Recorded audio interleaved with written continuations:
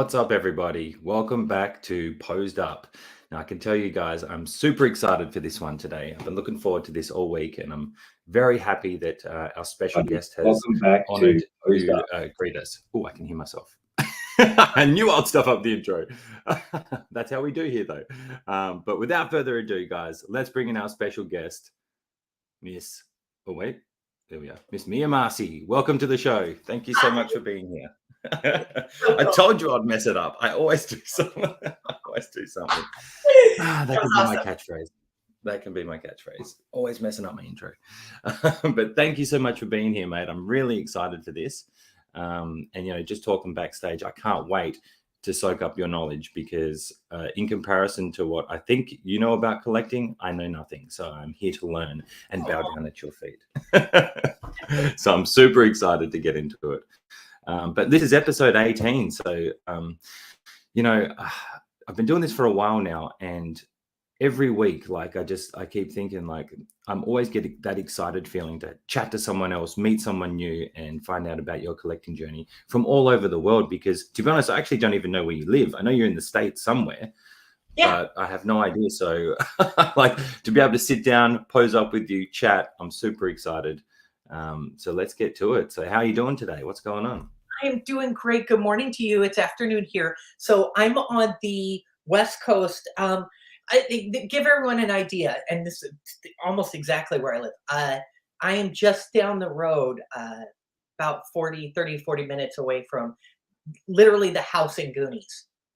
So, oh, wow. Yeah. So we live by Astoria, by the ocean in Oregon, Washington area, right on the border there. Wow. And so, and what's really cool, little secret, if you ever get a chance, you can actually go to the house. Wow. Really? Is there people in there, or is it like? Yeah, there's a family that lives there, but they're really cool. Is the driveway is there, and it's just like between Dada and Mikey's house, where the cable is. The two homes are right there, and they're the two houses right on the end of a street. And then it overlooks Astoria. But yeah, you can walk up to the driveway. They ask you with little signs not to come up to the door or to the porch to it. Yeah, they're really sweet. They have a little donation box if you want to take photos. They're really cool family. But I was a little kid and I love that area. And I grew up in the desert, in Arizona, out in the desert. It's a bit different now. Exactly. And so I never got to see trees. We have seasons, and it's really pretty, but it looks just like that movie. The really cool thing about it is the police station is a museum. It's real. And for real? Yeah, where he pretends to hang himself and escapes. And out front is a Jeep Cherokee with bullet holes in it. And you can go in and tour the jail cell and the whole little town where they filmed it all. It's crazy to think to this day still that film has so much presence. That it's that popular that it has that much of a following. That's unbelievable, mate. That's crazy. Well, thanks for being here because it's afternoon for you. It's 6 a.m. for me, so I'm fresh and spry and ready for the day. If I'm constantly switching to my coffee, forgive me. But I'll just quickly address the chat before we get into it because once we get going, I like to find out about yourself. So I want to thank the Duck Collector for being here, mate. Thank you, sir. You were here bright and early, so I really appreciate that, brother. He's saying hello, everybody. Anybody in the chat, feel free to chime in, say hello. I love seeing everybody come in the chat. Then we have Graham here. What's going on, everybody? The Jedi Knights watch. So I'm looking forward to being on Graham's show next Tuesday. I was hoping to be on this Tuesday, but unfortunately, we're getting hit pretty hard with COVID down here. As we only just opened up our borders this month. At the start of March, we were locked off from the world. For 2 years, we only just opened the borders. So of course, everybody's catching. And as soon as someone catches it, they're out, the family's out, everybody's out. I've had people at my work going out left, right, and center. So I could not do this Tuesday, Graham. So I do apologize, brother. But next week. And we also have GG in the house. What's up, GG? Thanks for being here. Oh, she loves your setup. There you go.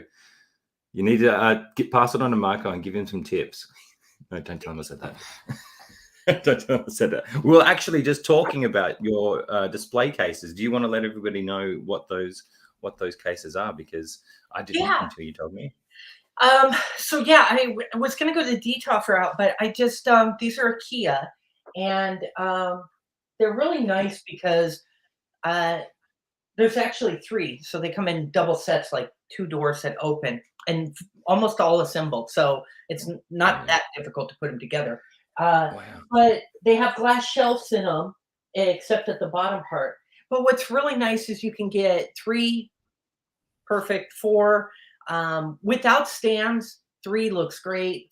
4 without stands is about right, Mm. the most. Um, but yeah, and the height. So as you can see, I even have the Hot Toys full size Grogu. He's sitting in there. But Wow. So they're yeah, that big. See, from here, I didn't think it was that big. That's massive. yeah, they're really good. They have height. So there's a K2 is got about 3 or 4 inches. You could put it's big enough it's that you could at least put, and they're adjustable. So you could definitely put a Hulk Oh. or Thanos would fit pretty fine. Oh, wow. So That, yeah, you know what I love about it? I love the wood. That's wood, right? I yes. love the wood look. Yeah, and they came in white, they have the black, and then, like, these, and then they have a brown, that's another one, but everyone went the detox route, but I just wanted something, to frame out right because all the picture frames were black, and I have floating shelves that are over, you can kinda see to this side, and Yeah. and then they're floating above us here, and, but yeah, this is the Star Wars room, so this is, um Nice. yeah, the my favorite thing in here though are these 2 littles that are up on the wall, and they Yeah. are shadow boxes I created of the original 8 figures that I bought as a kid. Oh, So, wow. yeah, so they still have their guns and their weapons and stats. Oh, cool. So, That yeah. is cool. So, yeah, Well, there's a that kinda and that yeah. I can't I can see that I can see it on the wall, but that I mean, I think your room setup is awesome. That's like that room your room reminds me of the room I'm in here, like, by appearance, maybe size-wise. I might have maybe a little bit more possible width on here, but I've got just this one room that I put everything into. At the minute, it's a bit of a bomb site, but, when you're posing up all the time, it's a bomb. I got things everywhere. It's a landmines everywhere. Yeah, But it's yours about is 17 by 17, oh, so nice. yeah, feet. So it's and well, actually, it's a little longer. I think it's 19 this way and 17 that way. I did the Oh, flooring, so I can't oh, remember. did you? Nice. Yeah. That's cool. So how long you been? Oh, that's more wood. See, you're winning me over with the wood. I'm a wood guy. Me too. I like I so like the yeah, wood. so I've been collecting since God, I hate to say this because it'll date me and give me my age, but No, no, please. 78, 79. So that's Wow. I was little when I got my first couple little figures. And yeah, but I had so on the 12-inch side, I had the original, and I still do, but they're really beat up. Han Solo and Luke and Oh, wow. Jawa and Boba Fett's, the Kinners. Yeah. So those were, and then we lost everything as a kid. I was allowed to keep one toy, and then we had to move, and so everything was thrown away. Oh, And wow. yeah, so there was a start over, and that's why those were so special because Empire to me, it was such an escape. And so the figures from Empire were like everything that I could do. And Yeah. I growing up, it was a little tough for me. So Star Wars was really special to me because Mm. um, it it had just come out on like so TV, so you could see it on TV. And but I remember going Okay. to the theater to see Empire Strikes Back and Return of the Jedi in the theater, and Yeah. Indiana Jones and all of those fun movies that we all love now. But Oh, yeah, but those Star were Wars the is I growing up with those movies was on point. I'm the same. I remember seeing them in the cinema, but I remember watching them on TV and VHS, and I used to want to get the VHSs and run them until they wouldn't work anymore back in the so day. so we every year we moved from a new apartment almost to another place. And so every school year, I stayed in the same school district, but I had to go to a new school in that district, and we moved.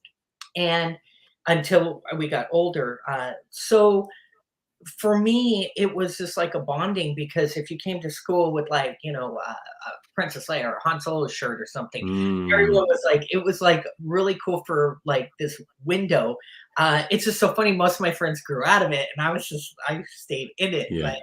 But yeah, it Funny was. you say that. I'll touch on that later. That reminds me of me. That Did part, it? what you just said. Yeah, yeah. I never grew out of it. I suppressed it, but I didn't grow out of it. Well, and that's just it. I think I don't want to, and that was the thing was, for me, even I know you look at the room but it's not obsessive. So I do speaking at universities and some civil rights stuff, and they all someone will say, the world is so sad, all this stuff is going on in it. Mm. How do you find happiness? And I just go, like, Yeah. I find this gives me joy and happiness. It's something where I have met just with you. I've met some of the best people around Thank you. because of this, and Yeah. and there's some ugliness I know we've seen over the last week in some of the groups and some of the things. There can be some ugliness and fighting and stuff, but for me, I stay above and beyond that.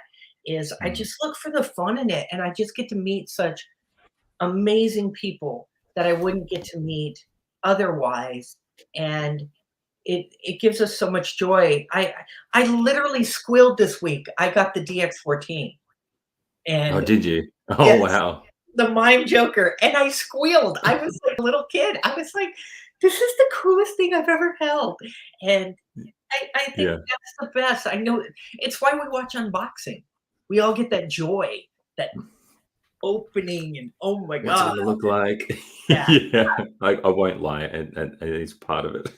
it is. And someone said It's the definitely part. smell, and I'm like, well, I'm not that far into it, but yeah. It's okay. This is a safe space. This is a safe space.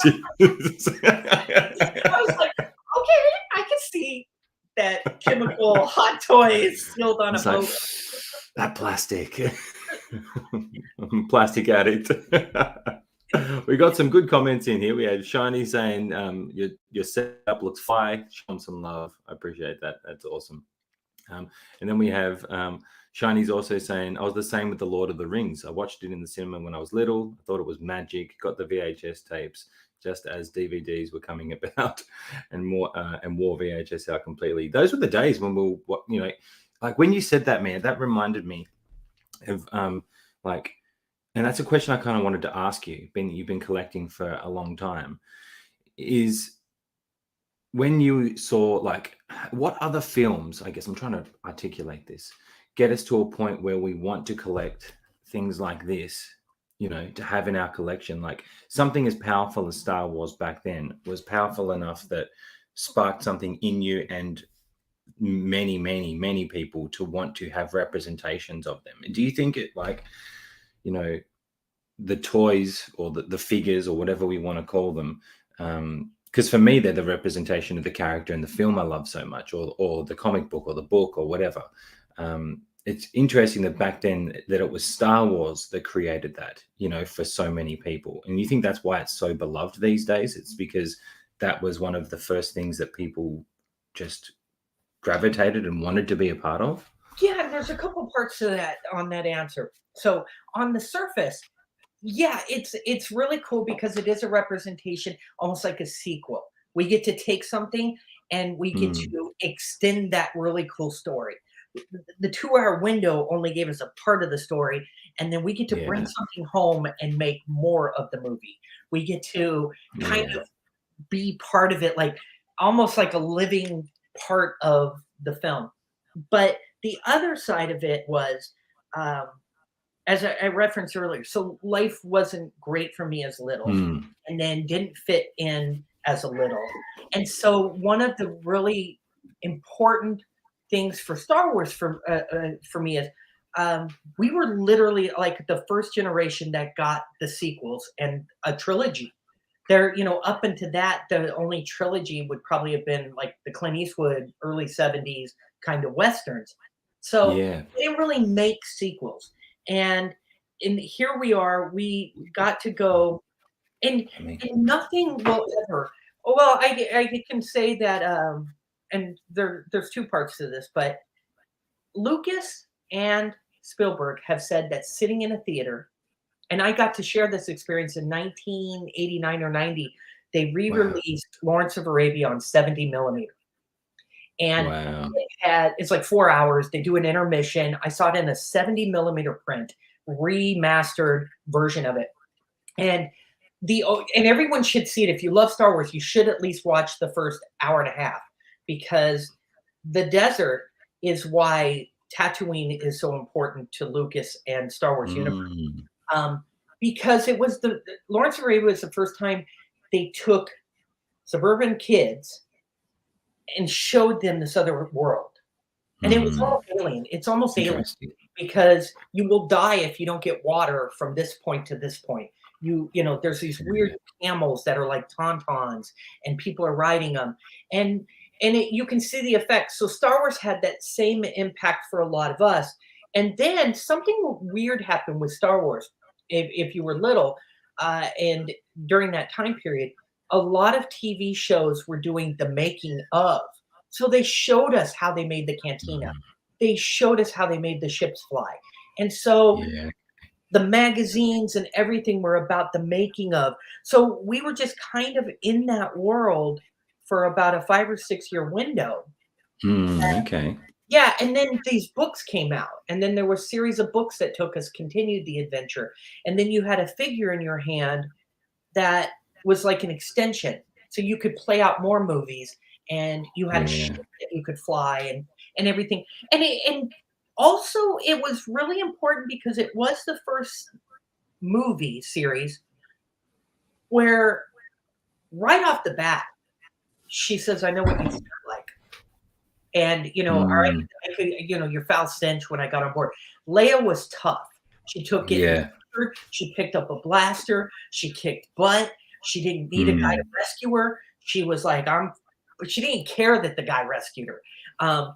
And it was like this really cool time that women and men and boys and girls and everybody could kind of go, this is really cool. So your extension Mm. nowadays, you can see that with Marvel. Dune is coming along. The generation that are 7 or 8 that went to see Dune are Yeah. seeing worlds, and they're seeing this kind of cool thing. So Yeah. I think there's something very special about it, but it only is every few often. But on the other Mm. side of it, I love that in our groups there are people that love their horror characters. Uh, Yeah. John Wick has touched people like that.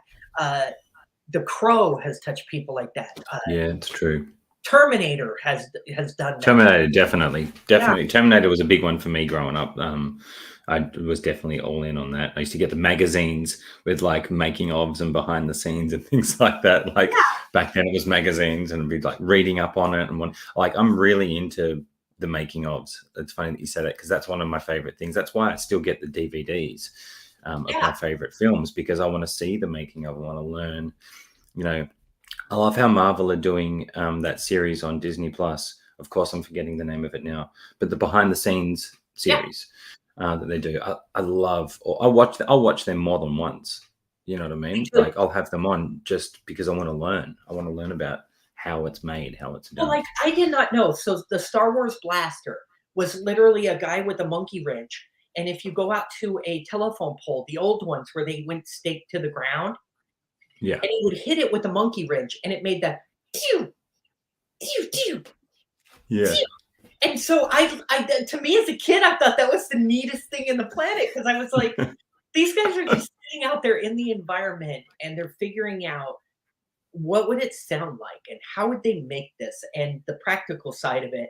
And yeah, so for me, the figures and everything take us to an extension of that. You get to, yeah, I don't know if you do this, but there are days where I'll just stand in the door and look at my collection and just be like, this is so cool. I mean, yeah. It's like this Yeah. freaking Tony Stark is sitting in my room, man. This is fun. Yeah, yeah. I do that. I literally did that yesterday. Funny that you say that. Like Yeah. I was getting this guy ready, and I'm just like, damn, like because I've got two of these guys, and I'm like, I almost want a third, and I'm like, why do I? I'm like, why do I want a third? I've already got it. And then I'm like, well, I've posed this one up quite a bit. He's still in great condition, but I'm like, what if I had three, and then I could do this, and, and then I'm just like, oh my god, I do have a problem. My wife said to me that my catchphrase should be "Don't tempt my addiction," because we had Transformers: Dark of the Moon was on TV last night, Oh, and John Turturro in that film, he's just like when Sam Wiki calls him and he's telling him about like this conspiracy going on again, and he's like, "Don't tempt my addiction," and she's like, "That's you, you're that guy." I'm with you because I will watch some of the unboxing and then see everybody getting their first batch delivery, and then immediately I'm like, I don't need this. I don't need this. Nah, I don't want this one. And then like 2 weeks later, I'm like, oh shit, okay, pre-order. Yeah. I'm like, there's a weird thing you wake up and you're like, my wife's like, what's Yes. she thinking about? And I was like, she goes, you're deep in thought. What's going on? And I'm like, well, I don't know if I want the Ahsoka Tano young, if I want the Ahsoka Tano older, maybe both. She's like, you're Yeah. nuts. I'm like, I know, but Yeah. I've done that so many times. I'm like, I'm not getting that. I'm not getting it. And then I've got it. yeah. I watched the pre-order. I'm like, I don't need another one of these. And then I'm like, I 2 don't. minutes later, I'm like, I could really use that trooper though. That would be Yeah. I did it with bloody Golden Armor Wonder Woman. I got the oh first one and I'm like, I love this. I love this. And then I'm like, and I'm good. And then I had an idea for a display and I'm like, I kind of need another one for that. And then, yeah, that happened. And now I have two, unfortunately. see, I ordered her, I canceled it, and then I was like, I really need why did I do that? I'm like, what did I do? But Yeah. yeah, it's the Star Wars side of it. So my history with collecting is so I'm one of there's some of us out there. Uh, I discovered Sideshow right at the end of the 90s when they 99 2000 when they were making these universal monster creatures. They had Oh, these wow. most people they were smaller, they were littler figures, and that was some of the first stuff they were putting out, and then they dropped the bomb on us. They put out a whole line of like Han Solo, Luke at 12 Oh, inch. wow. And so, but back then they were like $49, $59. Um, Bit and different. yeah, it's a way bit different. So I started collecting all of those, and I still do, had a bunch of them. And then the first Hot Toys started coming out. So for me, I've been with Sideshow and the 12-inch for probably about 20 years now. I think Wow. about 22 years of collecting. So mixed in, there are some really cool Sideshow pieces that Sideshow was brilliant at making aliens and droids. They just Hmm. were. They just nobody something about it, they really got the aliens and droids down. And now looking, I should say, because if you touch them, they fall apart. But um Yeah. but Unfortunately. yeah, unfortunately, they look great though if you just leave them in a pose. But yeah, they just didn't hold up to time. But Hmm. so it was really weird because I would go to these cons, and there would be like a booth with like a little table and a couple statue displays. They had the Weta. They had just gotten like the Lord of the Rings series and things like that for statues. So they were really showing those off. And Sideshow Star Wars was just kind of like a afterthought. Like there was a couple figures Hmm. and everything. Um, but it was strange because I've seen the 1/6 collecting, just how it's blown up, especially through Blown up. the last 3 years. It's so crazy. Yeah.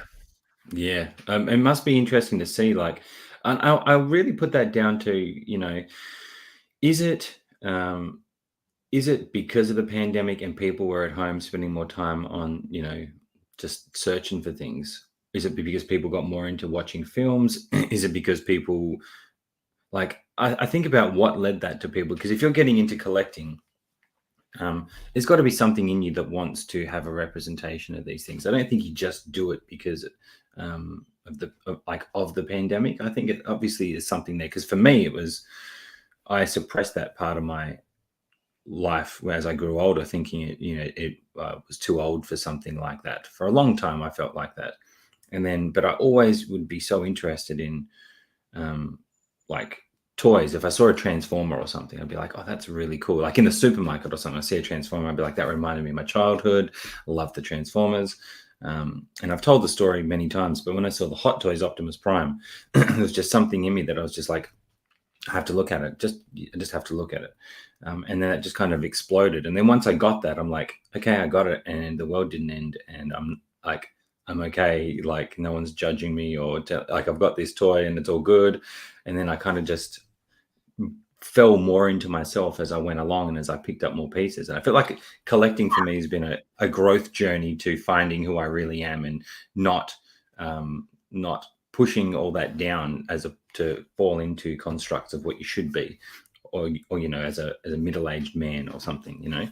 Well, the existential side of it also is, I don't care what people's spiritual belief side of it. I mean, I care. I love that if they have it, but um, for me, we only get so much time on the rock. The spinning little blue rock, and to find that enjoyment. And Hot Toys are not for kids. I mean, it's a $300 figure. There's not many kids buying these, and so they were made for adults. But Yeah. I love that you said that for Transformers, because I also love seeing Generation Ghostbuster, Thundercat, He-Man, Yeah. and the things that brought people to the adventure. And I love that people have like a Mondo He-Man, or they got their 3-0 Transformer. And I'm like, I Yeah. don't care how you came to the party. It's so fun that you're here. And love is what you love. Because you'll see people and they're like, oh, I only buy Marvel. I don't buy Star Wars. Like da, da, da. And I'm like, that's cool. That's what you like. I see a lot of people also, especially my friend Rachel, she's watching right now. But like, she came to the party because she collected 3/4 and 6-inch, and Okay. then discovered the 12-inch, and then Yeah. she bought a few, and then now she's addicted like the rest of us. But it's cute how everybody gets to the party. But as I get older, one of the things that I've realized is, and through my careers, it's the world is so ugly and mean. We don't have to be, and what we love doesn't have to be.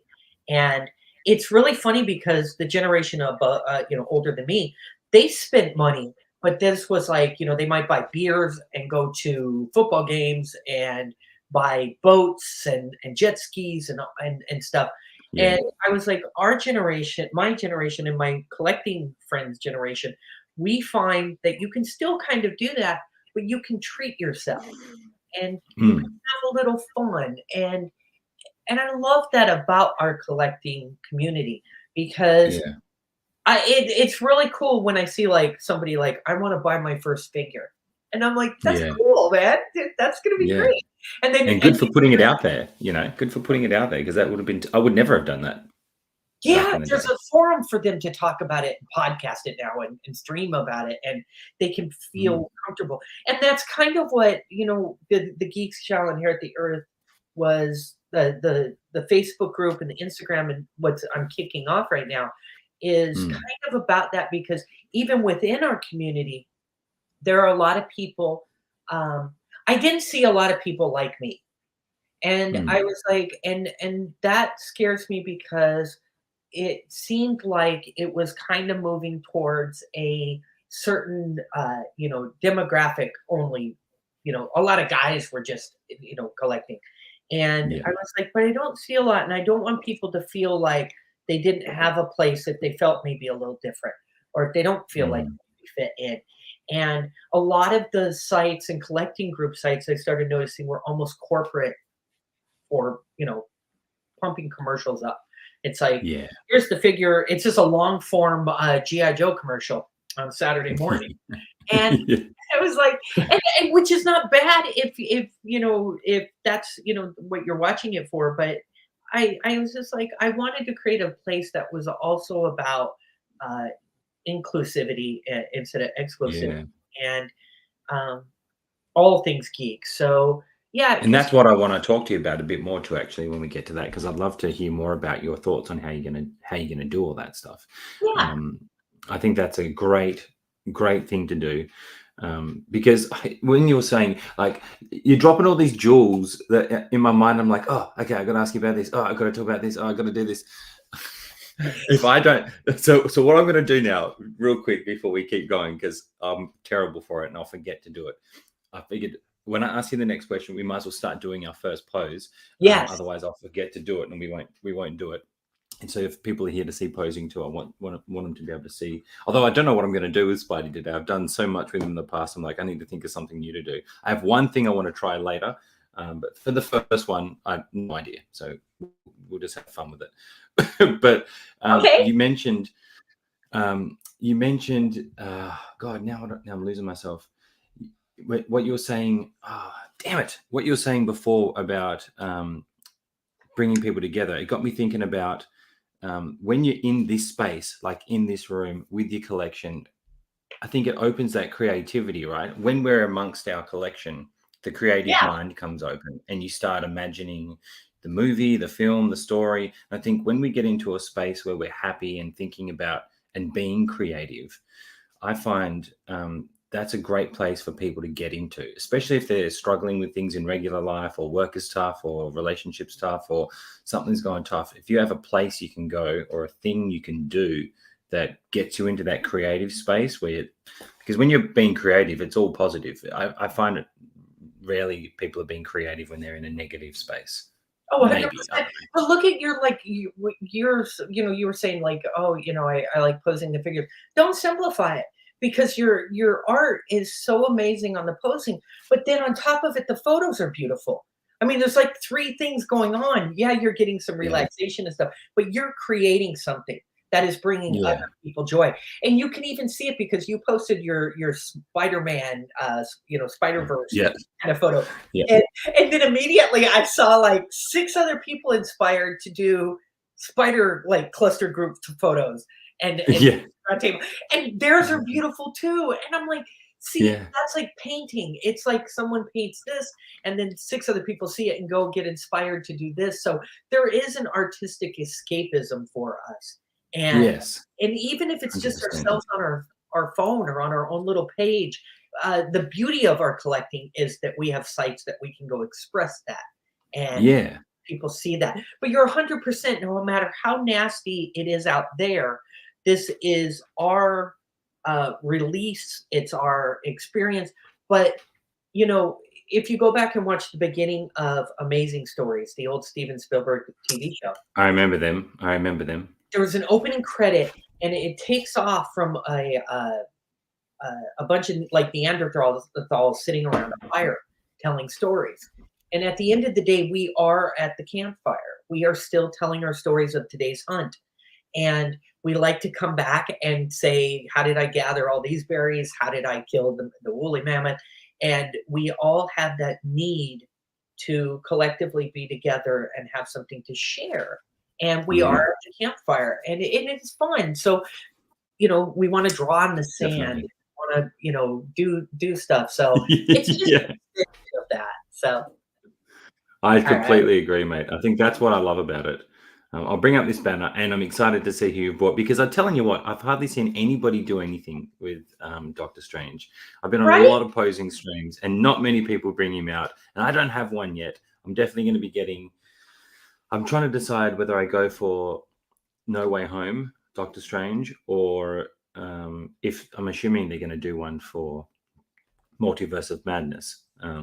I'm kind of impatient, so I'm probably going to want to go for the No Way Home, and I'm also this whole next year will be me saving up to get all the figures from No Way Home because I have this thing in my mind of what I want to do in my display when I get it.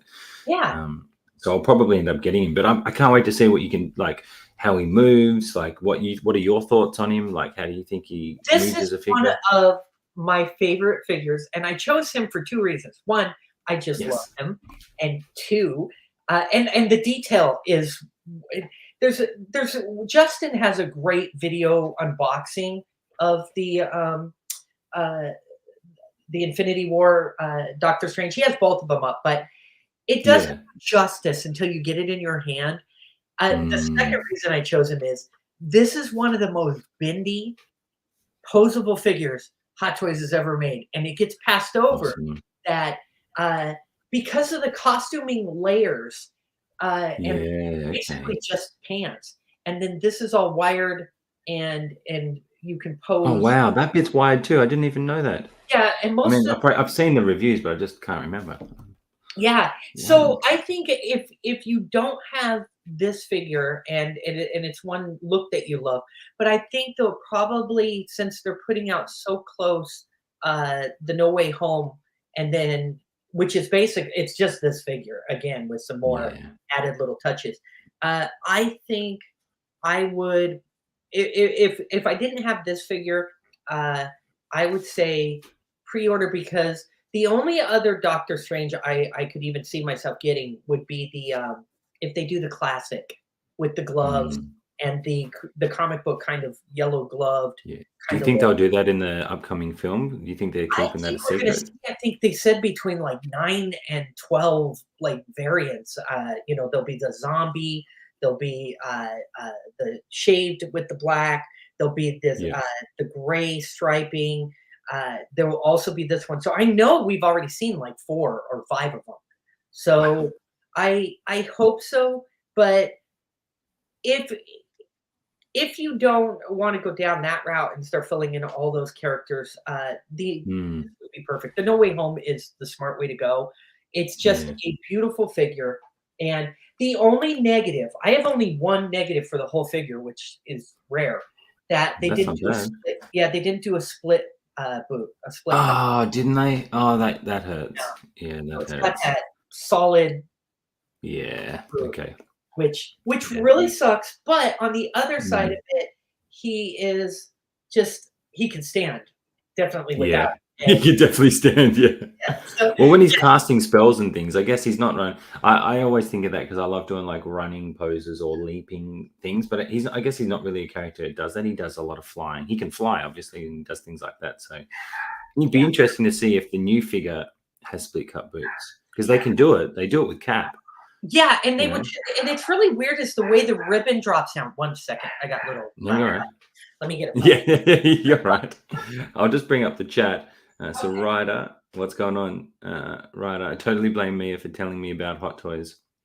I didn't know they existed before a few years ago. She did a good thing for you. She introduced you to the dark side. Um, a bunch of enablers, a lot of them. Not complaining though. These stupid dolls make me happy. I'm glad they make you happy, shiny, shiny. They do. They make us all happy. Doctor Strange is a great character. We're going to convert Gigi if she's still in here eventually. She's gonna. I can see her getting her first figure soon. She's on the edge. We'll see. We got Doctor Strange is a great character. The figure looks incredible. Yeah, I'm kicking myself. I just missed the boat on him when he came out, and as I was saying to you before, me, I collect a lot of the same character, so financially, I have to be quite selective with what I'm getting. And whilst I want to get lots of different figures, because I love certain characters so much, I end up if it comes down to like this or this, I end up going with, you know, the favorite. But I I'm gotta definitely ask going to you, be. what is yours? Is it Batman or Spider-Man? Or who's your absolute? Um, that's a tough one for me because I feel like I have a connection to a lot of them. Like, so if I was going to say, well, my name Iron Logan is based off Iron Man and Wolverine because they're two of my favorite characters. I love Robert Downey Jr. Him as Iron Man was another thing that got me back into like the creative side of realizing what I loved about adventure and comics and action and all that type of stuff. So Iron Man definitely has a special place in my heart. And definitely Spidey. I grew up drawing Spidey and reading some of the comics, and just I absolutely adore the.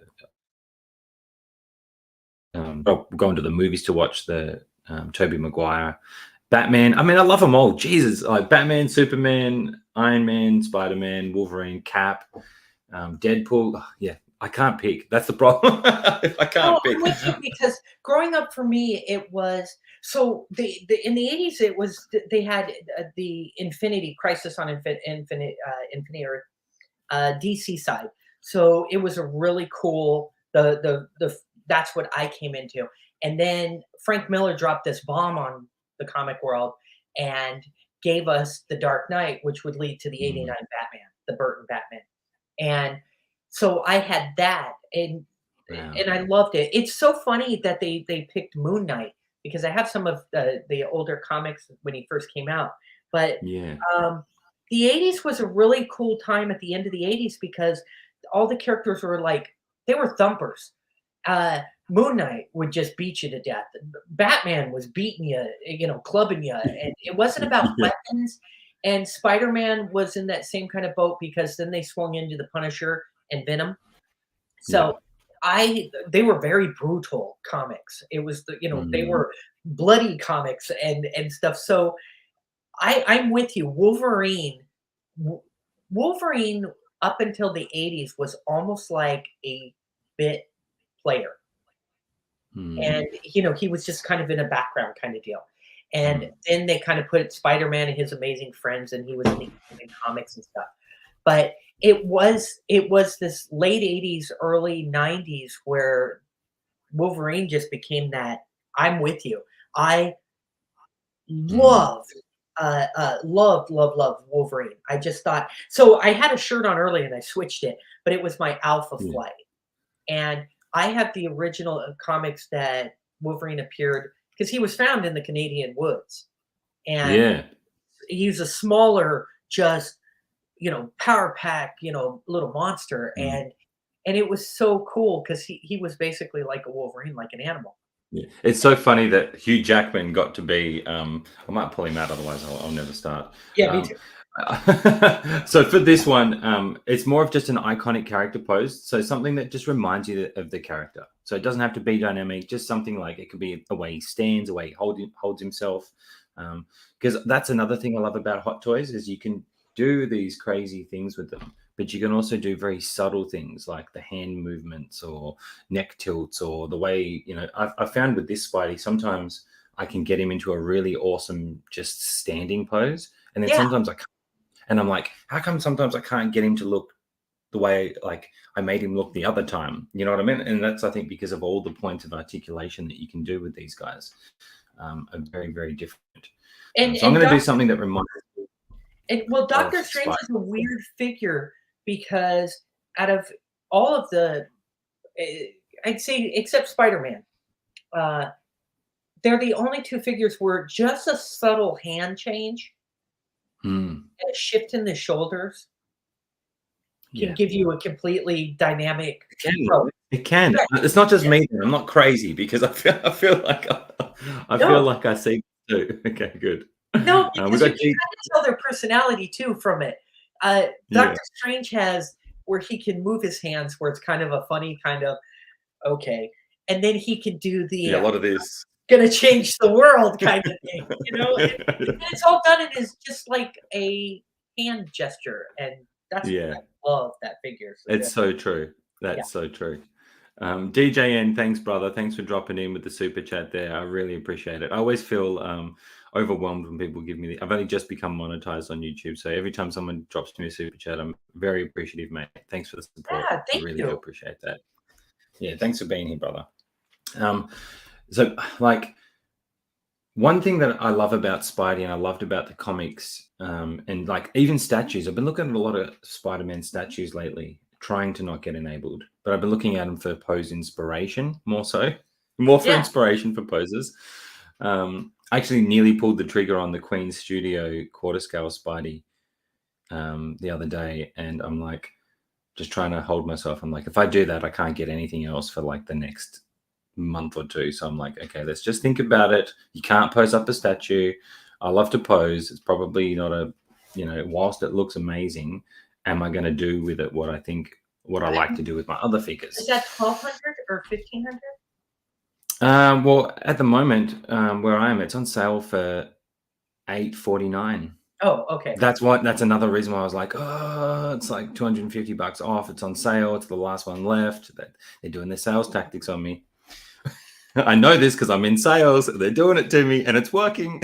It's definitely working. I needed this now. What's that? It's one of those things where you're sitting in the car in traffic, and you're like, people driving by would think that you're deep in thought about, the world crisis or whatever, and you're like, well, if I actually, pay for the slow shipping, it wouldn't be that bad. That's happened many times, even at work. Like someone will ask me something, and I'm like, "Huh?" And I'm like, "Yep, I'm just deep in thought about something. I'm thinking about like what pose I'm going to do on the next show or something." I'm like, "Oh, you look busy." I'm like, "Yes, I am." I know. I was at the grocery store yesterday, and I was like, "Okay, so if I'm going with," because I had narrowed it down to like 3 figures, and I was like, "But I gotta go with."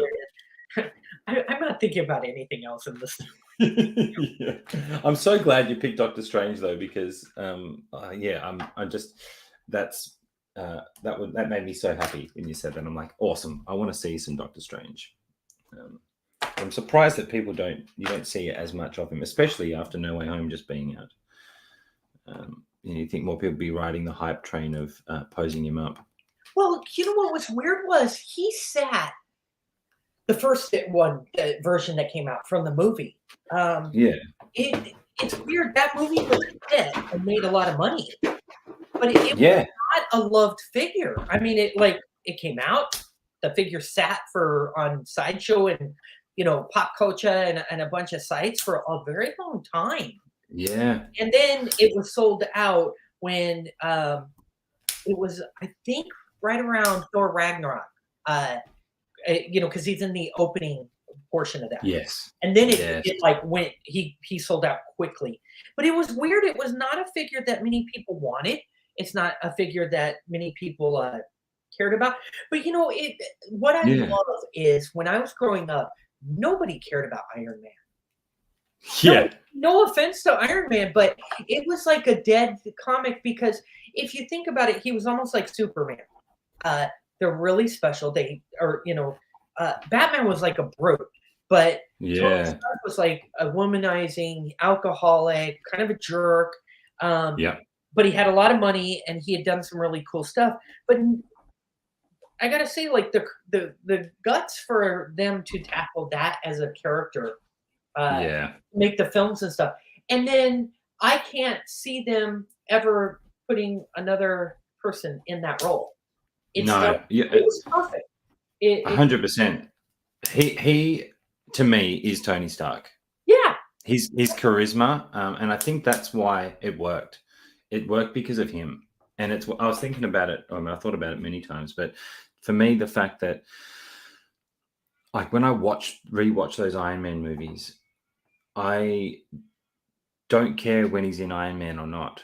Which for some superhero movies, I'm like, I want to see the action. I want to see stuff going on. I want to see things happening. But for me, I love the scenes where he's being cheeky and he's talking with Pepper, or he's making the way he just tells a joke, or the way he makes a snarky comment. Like, I don't know. It's just something about how he embodies that character. Was masterful. It was just masterful for me. Everyone's talking about right now, like they want Wolverine to show up in some of these other movies. And I'm just one of those people. I'm like, Hugh Jackman is over 6 foot, so he's not the same size of him. He's not it doesn't have 100% the look of Wolverine, but he embodied Wolverine. Yes. Like he is Wolverine. It is so hard for me to see somebody else's Wolverine. And it is. Yeah, I was just like, it's gonna ruin it. And I was not a fan of the story in Logan, just because I hated how sad it was. I was just it was very sad. Yeah, it's just very sad. But shit, he was good in that. I love him in that, and he's perfect in it as Wolverine. So it's strange for me because growing up, there were just so few movies like that, especially on the superhero side. Yeah. And even '89, which is I know LR he loves the '89 Yeah. Batman was brilliant because it was Tim Burton and it was just so quirky and fun, but it was not like a Batman book, Mm. comic book that I'd seen. It was fun, and it was, Jack Nicholson is hysterical in it, but and Yeah, I he love is. Keaton as Batman. I love the look of the cars, and Vicky Vale is great, but it wasn't the same until the Dark Knight trilogy. Yeah. Batman Begins. Yeah, that Yeah, until that we was just masterful. That yeah. will forever, um, forever just love that film. And when Heath Ledger came in and did the Joker, see, Heath Ledger's from Perth, where I live. Oh, shit. So he was born in WA. Now, I wasn't born in WA, but I've been here, I think, going on 15 years now. It'll be Yeah. 15 years this year. But he is very beloved as an actor, and he did an Australian film that I don't know if many people have seen. Which I think one? called I think it's Candy from memory. I'd have to double check that. Where him and a woman named Abby Cornish. I don't know if you've seen it. They play a couple in love, and they're addicted to Years drugs. ago. Yes. A long time ago. The acting in that film and how sad. That's another sad film. Just showing the effects of addiction and things like that. But both of their acting in that for me was just unbelievable. I haven't seen it for a long time, but it's one of those movies where you watch and you're like, that's one of my favorite movies, and I don't know if I can ever watch it again though, No. because emotionally, I don't know if I can. I don't know if I want to go through that again. But in my mind, and I don't want to ruin how I see it in my mind, because I just remember it, his performance and her performance just being so tragic. And he's my wife's favorite. My wife's favorite superhero, villain, hero, anything are Robert Downey, Iron Man, and Heath Ledger, Joker.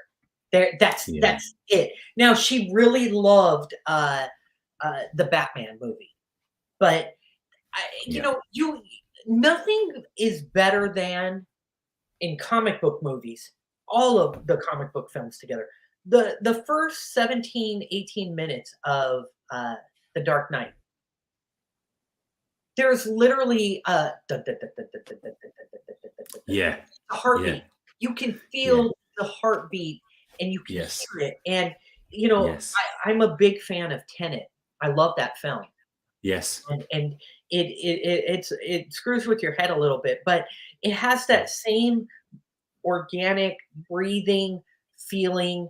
And I do love the Dark Knight because it has. I was a police detective, so my career. Sorry, you were a police detective. Yes. What? I was in the military, and then I got out and became a police detective. And so I've worked patrol. I've worked cold cases. I've worked on murder cases, but I worked the gun squad, and I worked the child sex crime cases and computer forensics, and I worked the worst job on the planet. I know people complain and say they think they have the worst job on the planet. Child sex crime investigations are the worst. I cannot imagine. I don't even want to imagine that. Yeah. So after doing that for a while, they asked where you want to go, and I said I want to go somewhere. They kind of let you write your ticket, and they ask where you want to go, and because Disneyland. That's what I'd say. I want to go to Disneyland. I don't want to be around people, and I want to blow stuff up, so I went to the gun squad. Nice. I did not like people for a very long time. I can imagine. I can imagine. Oh, mate, that's crazy. Just quickly, we got DJN. Logan was such a grown up. Beautiful human story. Yeah, it was very just for me. It was also upsetting because I knew it was Hugh Jackman's apparently last portrayal of Logan. Because I just love him as an actor, and I don't care what anybody says. The Wolverine where he's in Japan. Yes, I love that film. just because. Yeah, You do. I own the movie, and it was on the other day, and I had to watch it. It came on in the morning, and then they replayed Yeah. it in the evening. And Yes. my wife went to work, so I worked out to it in the morning, and I ate my dinner to it Nice. in the evening. I love that. Yes. I I love that movie. Yeah. Okay, yes, we're best friends. We just became best friends. I love that movie. And Yeah. yeah, I'm into fitness, and he's so ripped in that movie. I'm like, I'm 39. One day I'm gonna look like that. One day I'm gonna Oh, be as ripped that as scene Jackie. when he's getting out, when she brings his clothes in, and Yeah. he gets up out of the bed. I was like, "What the hell?" Like, Yeah. he's got veins Yeah. on veins. He's Like, got veins on veins, and a lot of people like will tease him about the steroid side of that. I can tell you, working in the fitness industry and knowing people who use and don't use, yeah. even with even with that assistance, you have to be on point Oh, to be that age, that tall. Being that tall also makes it difficult to look bigger because it's harder to pack on muscle when you have a taller frame like that, longer limbs, because the difference between the muscle bellies is longer or shorter. So for yeah. him to look like that, he would have been he would have been on point for his nutrition, which is the hardest part, and the training just to get to that point would have been a real slog, even with Well, assistance. I and can tell. he said that. It's 18 months of your life. Yeah, It's and 18 I'm telling you, he Yeah. would not be cheating. Like, there's no cheating when you're going for that type of physique. I did a full year of really strict training and nutrition. I Yeah. got down to 10% body fat. I looked nothing like that, and it took a year, but I got to a point that I was happy with. But like, I'd never been so strict in my life, even down to I'm not going to have that bubble tea because there's too many there's too many liquid calories. I need to have water so I can afford to have this bit of bread with this to hit the Yeah. carbs. And for him to have done that, I awe at that. The shape that he got into was to portray that character was unbelievable. Well, my Um, wife and I both we met in the military, so, we both she's right now in our gym. So, while we're doing this, and we both have that wiring. So I wake up and I drink a big glass of water, and yeah. I go to the gym. And that's my first 90 minutes of the day. And I start my day just like I did in the military. And, Mm, it would start with PT and do your run and do that. And I love it because if I do it and I get it's done, the rest of the yeah. day is mine. And Yeah. and I Victory. love just knocking it out and getting it done. She Yeah. works nights, so her morning is 2 in the afternoon, 3. Yeah. It'd be all over the place. Yeah, it's Damn. different for but having our own gym is great because at 2 in the morning while I'm sleeping, she can go work out, and Mm, we both love it. But yeah, it is constant. For my age, most people can't, even imagine that, I'm in the shape that I'm in for my age, and I yeah. was like, "Yeah, thanks." I mean, yeah, but it's a slog. It's absolutely the diet, and Yeah. I'm 5'10", 5'11", right there. So it The is same height as horrible. me.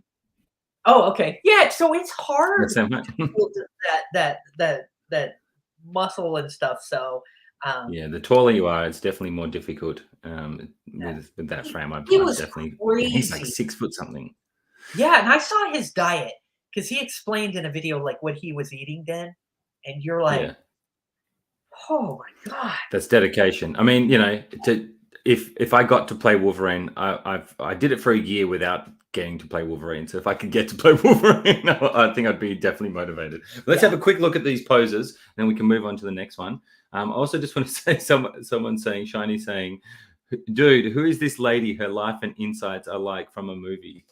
You're getting some love. I'll just bring you Oh! full screen. I'll just minimize that. And then first Loki just saying, just keep my wife's name out your mouth. Thank Is that your wife? No, no, he said that's the Will Smith thing. Yeah. He yelled at it, "Keep my wife's name." Let's have a look. See, that's an iconic pose. When I think of Doctor Strange, and you're right, his legs do bend so well with that. That's crazy. I love those hand gestures too. They're so cool. What about the sculpt in hand? How do you feel about it? Because it looks great here. Like, it looks like it's a on point sculpt. Okay, so yeah, that is the only there's like a big debate because, and I'm gonna go on eBay and find actually the original Doctor Strange head sculpt. I like there's the hair kind of twirling down Yep. on the Doctor Strange version. This one a little too coif and like it's too perfect. But Yeah. one of and it's scary accurate. Like, you know, Mm. until the time suit, the Tony Stark time suit, I think that is the best Tony Stark head on Mm. the in-game uh, uh, uh, what was it, team suit, version. Yes. I think Yep. that is one of the best Hot Toys, straight out of the box version. Yeah. Uh, but this is my runner up because of any figure because I only think like my three. There's a lot of great head sculpts, but the three that I would put in the category that look like the actor from every angle. This And that's is important. Benedict Cumberbatch Wow. as him, and I love that because the other one is the DX14, the Joker mime. Uh, that is Jack Nicholson to the Yeah. wrinkles. Oh, yeah. It's That's a great, like, that's yeah. unbelievable. And from That every sculpt. angle, it really does that. And the other one I would say would be Ray Yeah. from the sequel series. Yeah. All three of the Rays, but the most recent Ray. And I hate whoever took the photos for Hot Toys and for Sideshow and stuff should get smacked. Those were Mm. horrible photos of Ray. It makes a big difference. It really Yeah, does. yeah, The because so many photos. people hated it before it even came out. And then Yeah. once you saw it live, you were like, "Oh shit, that's the figure to have." And Yeah. she is one of my favorite because from every angle, and I posted on my Instagram pictures of her. Every angle, it's her. Yeah. There's no kind of, it's no, did they? No, it's her. They did a Yeah. really good job with the Rex too. I like The the Rex looks really good. The yeah, Rex looks good. I don't know if you've got it, but I really love the Chris Evans from Endgame. Either yeah, the 2012. 2012's got a little bit of an updated paint sculpt, just slightly. I've had them together. I don't know if it's just my eyes playing tricks, but I feel like the 2012 head sculpt is just a little bit nicer with the paint. I really do like that one. What's another one that I thought was really good? well, I like Thanos. I mean, Thanos isn't real, but Thanos is next level. His head oh, sculpt is. the Thanos, the in-game Thanos and the battle damage Thanos. My wife, that's like her favorite. Yeah, She it's one of mine too. It's just like amazing. yeah, and every time I look at it, I find it even more. It is one of the few figures you can just put on the shelf. Don't even Mm. pose. Just Yeah, put you the don't need to. and put the thing, and you go right to that big grimace. I mean, you just go Yeah, right the to it. face. Yeah, but the The Chris both Evans head. I game. wish I had two for both head sculpts. Oh yeah, I love the. I currently have the like Yeah, that one, yeah. but the Chris Evans in game it's in a top 5 for me. It is you're Yeah. right.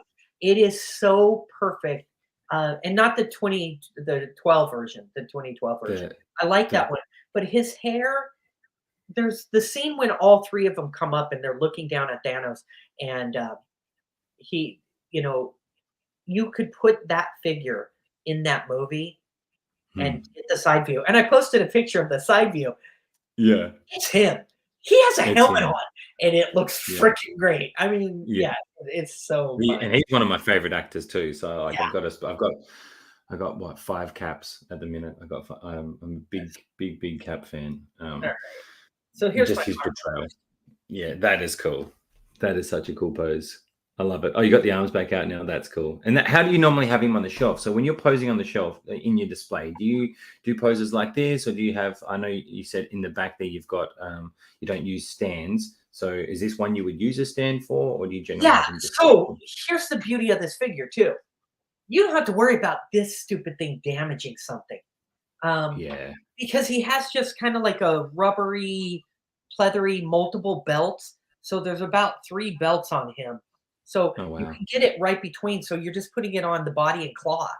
There's nothing to Perfect. stain or damage. And by the way, if it did get stained or damaged, it would actually look better for that Yeah. figure. So it's really cool. So he is I have 2 on flight poles only, and Yep. one is the Mysterio, because I think it just looks better in the Yeah. floating. He Yeah, like does. the Christ position, you know? Yeah. I Yeah. Yeah. There's something cool about him. And then I also have on a flight, and he's floating, and I usually use, for him, I use the old, Vader Sideshow base.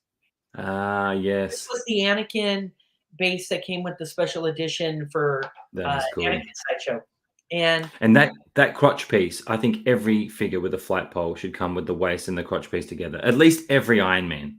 thank Like, come you! on. It's the Every only Iron Man. way to do it.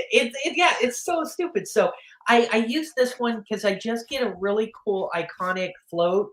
And you were saying, like we were talking in the backstage, what's kind of weird is Marvel does something very different than DC.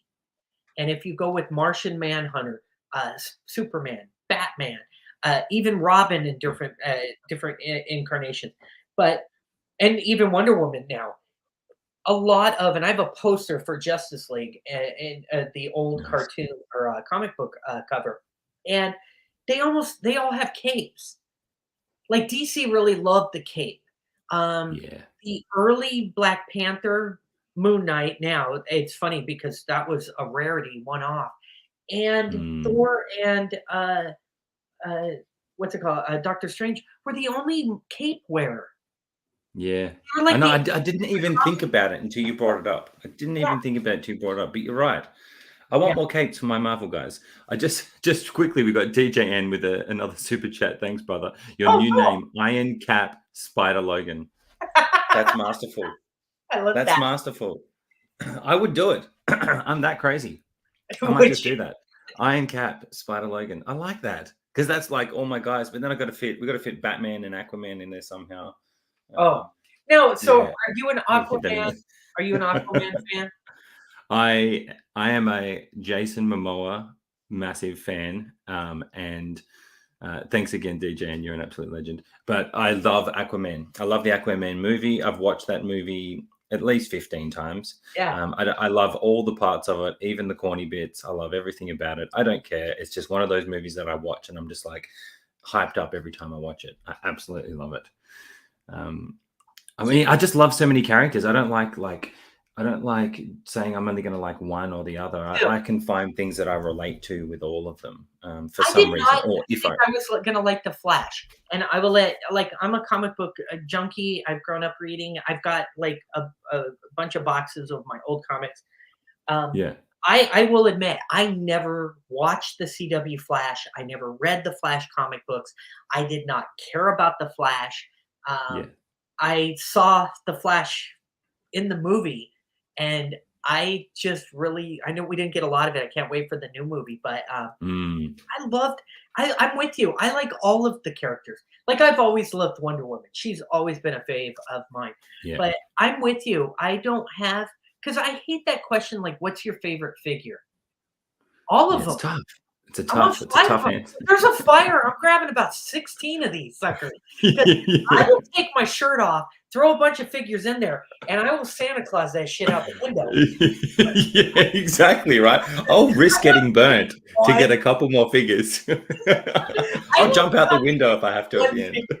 I was like, I know. I find I go into like phases. So if I go in to make like a posing video, because at the minute I'm doing like posing videos on my figures, I'm about to do Thor next. I've got the Infinity War Thor and the Endgame Thor, and I'm going to do back to back, like posing them together. yeah. So like when I start getting into a new figure, I start delving into the world of the character, start looking at pictures from the comics, the movies. I rewatch the movies that they're in to think of poses or things to do. And I kind of just, it becomes like a moment in time where I'm all about that one character. And then once I'm done making the video, I move on to the next one. And I kind of just, that's kind of how I am for some reason. Like at the minute I've been doing heaps of Spidey stuff. So I'm like all into Spider-Man again, which happens every couple of months because I'm back and forth on doing Spidey all the time, which would probably say is one of my main favorites, I guess, being that I keep coming back to him all the time. Yeah, but your Aquaman was really cool on the throne because it just I loved that one. Yeah. yeah, because any faults with that sculpt or the likeness or whatever, it goes out the window because it's just how the shoulders sit and the Yeah. relaxation and the I am the king of this, the underwater. I'm Like, the king. yeah, and Yeah, it's just got this really cool, like, okay, I got you. yeah, Yeah, this is yeah. what and I love that because if it and that is the thing that I love. Like we were talking about who could be Wolverine or who could be Iron Man. Mm, We're screwed because I don't think there's gonna be anyone else that could capture Aquaman. Like, yeah, there's certain characters that are interchangeable. Like, yeah. as much as I love her, I love Black Widow, I think that somebody else could step into that, Mm. or Pepper, or, even Hawkeye. I like him, but there could be another person that could do those. Yeah, There you're right on that, actually. That's Yeah, interesting. but Mm, there's about 3 or 4 of the Marvel and about 3 of the DC. I don't mm. know how they're gonna get past it. Like, there I mean, Batman can be a million people can play Batman, Yeah, you're right. it's Batman's almost like at this Even point. Spidey. Yeah, yeah. Even No, Spidey. you're right, because they're almost like James Bond. Like, you can interchange Mm, them, you know? that's right. But on And the show. DJ and again, my DC moniker. Sorry, real quickly, I've just got DJ and hopping in again. This man's out of control. My DC moniker is Aquabat Momoa Fleck. Momoa of Fleck? No, Momoa Fleck. That is Bubble. you know what's up, DJ. You're my new you can be my new marketing specialist. He's pretty good. Those are awesome. That's pretty good. Sorry to cut you off. I'll just quickly show my pose, and then I'll move on. We Yeah, can let's move see. on to the dynamic one. Um, this was more, even though it's like a character pose. I'll explain why I tried this one. I like it better from side on too, I think. Oh, But yeah. I remember seeing him a lot. Like I saw this statue of him, like he was hanging off the statue, but the way they had done his arms was like really long and spindly, like his fingers were really long, and I really liked that look. Like it gave him a real spider look. The statue did, I mean, but on the statue he was like coming off with his arms out like that, but they're like really stretched and long, and I just really liked that. Interpretation of him. So I thought, let's just see if I can get him doing that standing. And I actually quite like it like that. It's funny how with some poses they look great from some. I think he looks okay like that too from that angle.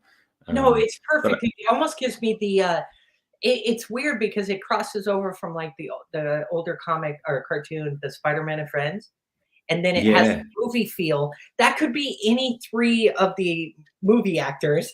Yeah, I mean, it even if you black that out and just had that as yeah, a shadowed outline, I would know that's Spidey.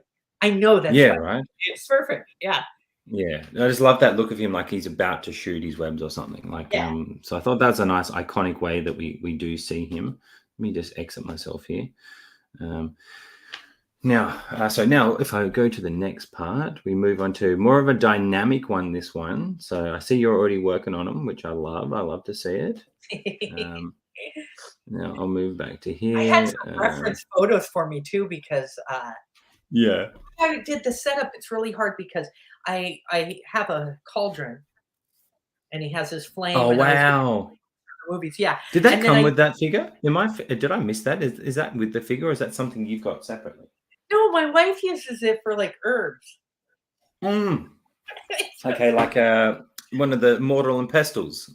Yeah, yeah. And so it's I use it a lot of times for some of the up close photography. But for this one, it just has a really cool look like he's in front of the cauldron. Yeah, And yeah. That's I like perfect. this That's up. perfect But it size. didn't show up in this room. I tried it earlier and I was like, damn it. Because yeah, I was gonna do I had the post where he's standing above No Way Home and he's Yeah. making his little. Yes, I love that. I just watched that again yesterday. We had our nephew over, and we were watching Spider-Man: No Way Home, and it's one of the Spider-Man movies I rewatch all the time. I feel sorry for my wife because I'm always like putting the same things on and on and on again. I love it. DJ, and again, I'm your hype man from the States, brother. Mate. Thanks, mate. I really do appreciate it. You're an absolute legend. Thanks for tuning in. We've also got Loco Lou in the house. What's up, Loco Lou? What's popping? He's saying hello, Mia. Hi, Mia. What's up? Hey, hi. Thanks for tuning in, mate. We're having so much fun. I'm having a great time. I'm just trying to think about what I can do for this next pose. I wanted to try and see if I could do him falling back through the air when Doctor Strange hits him. You know Yeah, when so he I have astral that. planes him? Yeah, I have that photo up. So the Doctor I've seen Strange on that that too. is I can do that too. It's really cool because he's got the one hand out, drop down. Um, Yeah. and you got the leg back, leg forward, left leg back, right leg forward, and then there's a Right leg weird forward. thing with the shoulders though. That Is you there?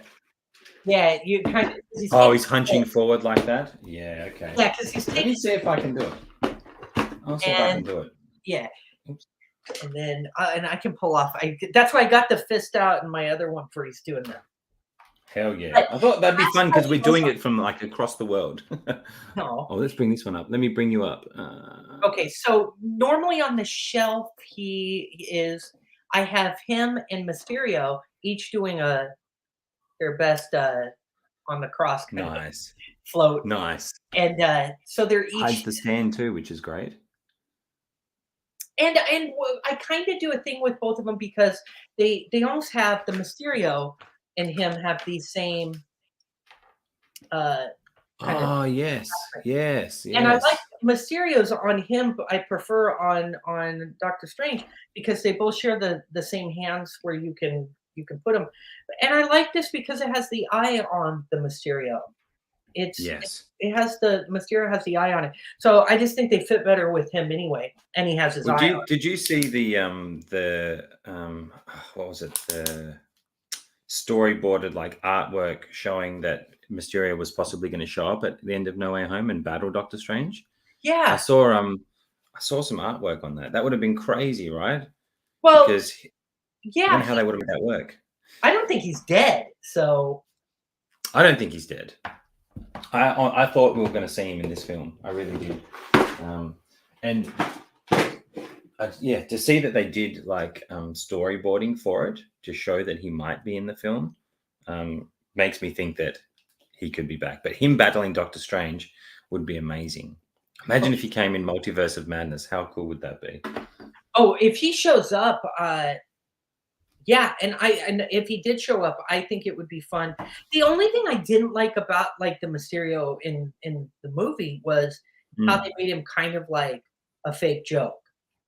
Mm. Which I always loved because he was such a criminal especially in the comics.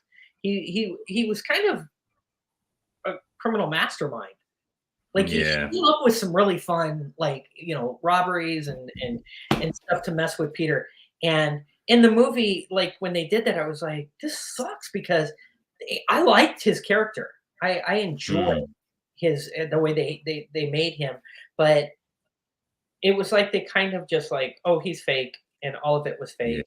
We're out of here. And Yeah. but It I fit think I felt like it fit in with the way the technology thing and all that stuff, but you're right, yeah, for the actual character and the people who love the original, versions of him. Do you think though maybe, we'll get a multiverse version of him where he is really magic, played oh by James yeah, that would Franco? be cool. Because And that would his be planet really existed. That would be yeah, or his I yeah feel like the birth. I feel like that'd be really cool if they introduced, because when they looking at that artwork of him being in the film, I was thinking like, what if that was a multiverse version of him that was real magic, and but then again, what's his motives being that we haven't seen him, and which Spider-Man would he have been fighting against? I think that could have been why they maybe took it out. Because if the Mysterio from Far From Home was battling Doctor Strange, he wouldn't have a chance because he's hasn't got any, you know what I mean? He hasn't got any powers. He's only Yeah, got the illusion side. So and yeah, I it don't know. wouldn't have happened. Well, and it wouldn't have happened because of him wiping out like the Peter Parker. London would have never happened, and Yeah, Paris and all of that wouldn't. Yeah, so you wouldn't have needed him to do that and try to yeah, get. that's right. Well, yeah, and I don't think Tony Stark would have left him the glasses because he That's didn't know who right. the kid was. So That's right. yeah, no Yeah, one. that's right. Actually, Yeah, so none of that story would have been like really exist. I'm with you though. I can watch that movie like every 3 days. yeah.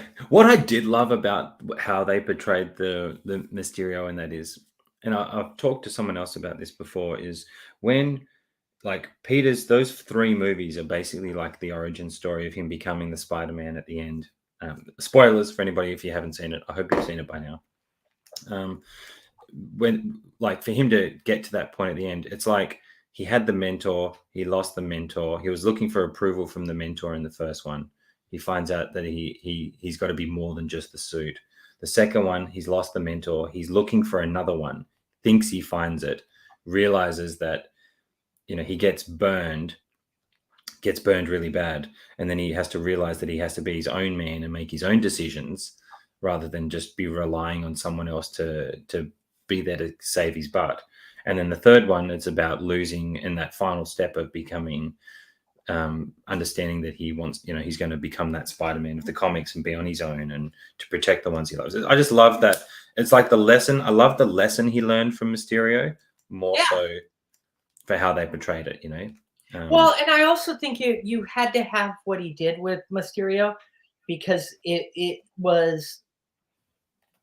I know he went on and he was in game and he had done all these other cool fighting these creatures from other planets, but it wasn't up until the end of Far From Home that he realized like he could get like people lie to him.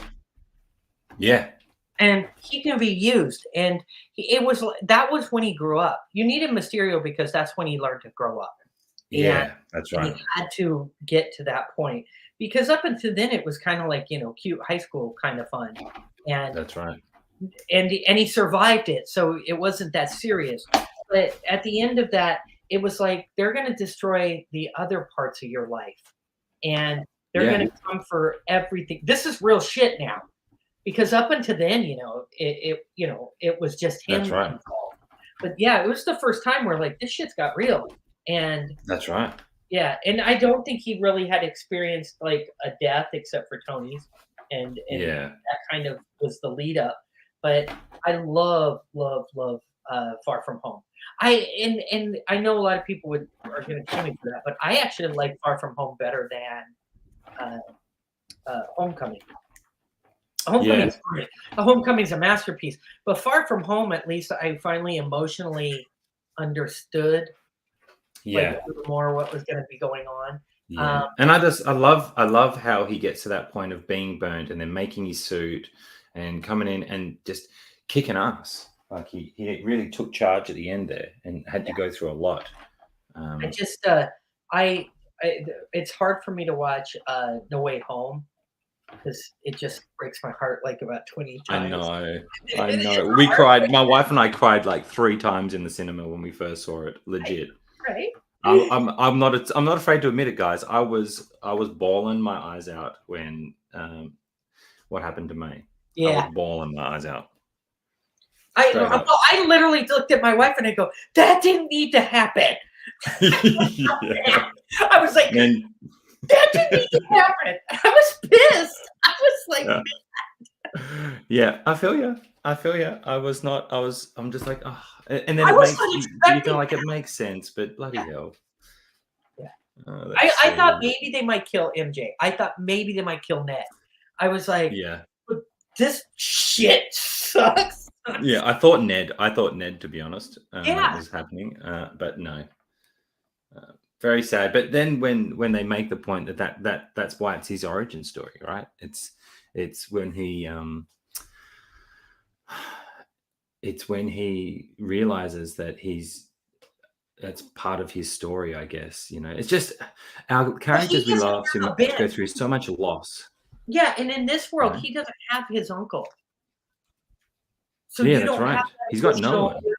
Like in all the other worlds, they lost the uncle.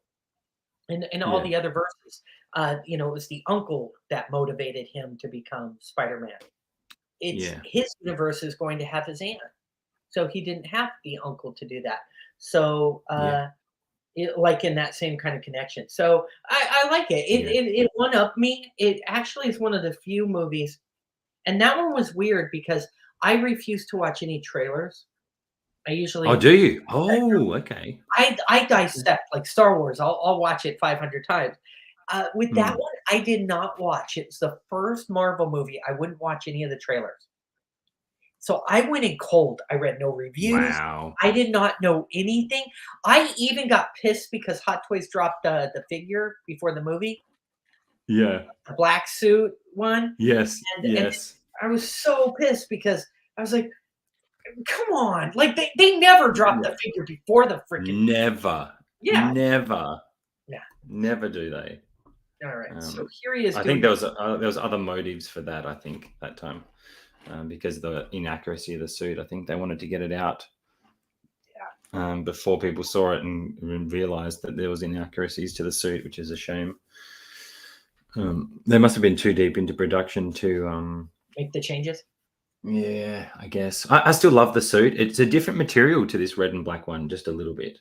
Really? It's a bit thicker. Yeah, it feels a bit different. I've moved him around a bit, and he bounces back really well. So I'm wondering if it's more akin to Miles's suit. I've been told it's not the same as Miles's suit, but it's kind of like a mixture in between this one and that one. It just feels different. It feels thicker. It moves a bit differently. Let's see how our across the world Doctor Strange knocking him out of his body. His body's going. Well, I'm trying to bend that. is He's pretty bent. yeah, and what's really weird is because he's not a tough guy, he's not like a physical being, so his push is all in his hand. He just Yeah, it doesn't literally even is. really lean. He doesn't even really. He just leans a little bit into it, but it's done through, uh, you know, his mystical power. So it's weird. Yes. He has a very straight stance, and then he just Yeah. leans a little bit into it. And It just shows you how powerful he is, though, that he doesn't need to have a powerful pose to like literally just incapacitate somebody. You know what I mean? He's just like, boom, goodbye. he can That's just how good by he is. a move. He can. Yeah. Which I love. It reminds me of Bruce Lee's one 1 inch punch. It's just kind of like pop. Yeah, legit. He's just like, ugh. Yeah. Or what is that? I think Kill Bill? The yes. Yeah. Oh, that's classic. But I think there you go. Look, guys, we have, for the first time ever on a show, done a combined pose to tell a story from two other sides of the world, two time differences. We got Doctor Strange shooting Peter back. You give it a twist, boom, and he's flying back. I think that's as close as I could get without him holding the box. But the box would be in that hand. He's astral planed him. So it's right, isn't it? Astral plane. He's put him into the astral plane, I think is the word. That is so cool. I love it. I love it. What do you guys in the chat think? Oh no, he's okay. He's tough. Oh, yeah. There we go. No, now, this guy. Yeah, he's all cloth. I mean, so it's really. Oh yeah, you got nothing. This guy here, right? What I've noticed. Have you ever noticed this with yours? The more I pose him, the looser this material gets here. If you can see that. But after time, there you go. Yeah, it goes back though. Like when you stop moving around, you know what I've tried, what I've found out? When I take it out of a really bent pose, I kind of edge it out lightly. So it's kind of like that. And then after an hour or two, I come back and I just do it a little bit more. And then a couple of hours after that, I do it like that. And it ends up smoothing it out rather than doing it in one go. It's kind of like easing the elastics back in a short period of time. I found that works well for me. I have the other suit, the Homecoming preview. Yes, suit. Love and that it one. does that too. It's Yeah. This is actually my favorite Spidey. Just I love the look of this. I mean the classic that you have, and that's the only other Spidey that I was like, that's the Spidey I grew up with. Yes, like I love that one too. I wasn't sure I was going to as much as I did. I really love it. It is amazing. But this is but the red and black is my jam. Yeah. Red and black's the jam. Red and black is definitely the jam. Now, what I wanted to ask you as well, so Moon Knight, right? So that's just come out. Have you watched that yet? Yeah, so we watched that last night. Yes, last night.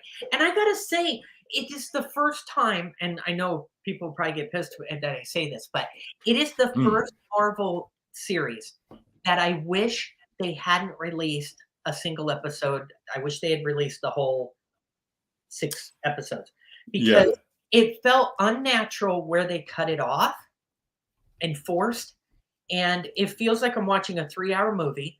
and I got to watch 30 minutes or 40 minutes, and someone paused it, and I got to wait a It week. went so quick, didn't it? It Yeah. goes so quick, that episode. I loved it. And here's the deal. I don't want people going, well, oh, it's not like the comic, they changed this and this and this from the comic. Good. Yeah. I can tell you, and I don't want anyone to don't lie to me. That comic sucked when it came out. There was not like a Moon Knight. I don't want to hear anyone saying like, oh, I've loved Moon Knight for 35 years. Bullshit. Nobody loved Moon Knight. Nobody cared about Moon Knight. Moon Knight was like the basement 35-cent bargain basement comic you got. So you used to bundle like 8 comics for like $1.50. And on the cover was always like the best. It was like G.I. Joe #8 with Scarlet with a crossbow, and it was the coolest shit you ever saw. And then you got the book, and you paid your $1.25. You got home, you opened up, and the 8 comics, and it was like Moon Knight, Moon Knight, Moon Knight, Moon Knight, Jughead. And you were like, motherfucker. You were so you were like, this sucks. And they did that to you every single time. And wow. Moon Knight was not a loved character. It was not like there isn't like a Batman following and anything. So for them, about, I don't know, what was it, about 5 or 6 years ago, they started redoing the Moon Knight and origin, and they saw down the line that they might be making a movie. So I like the latter day comics. I have the original Moon Knight, with werewolf in between and stuff.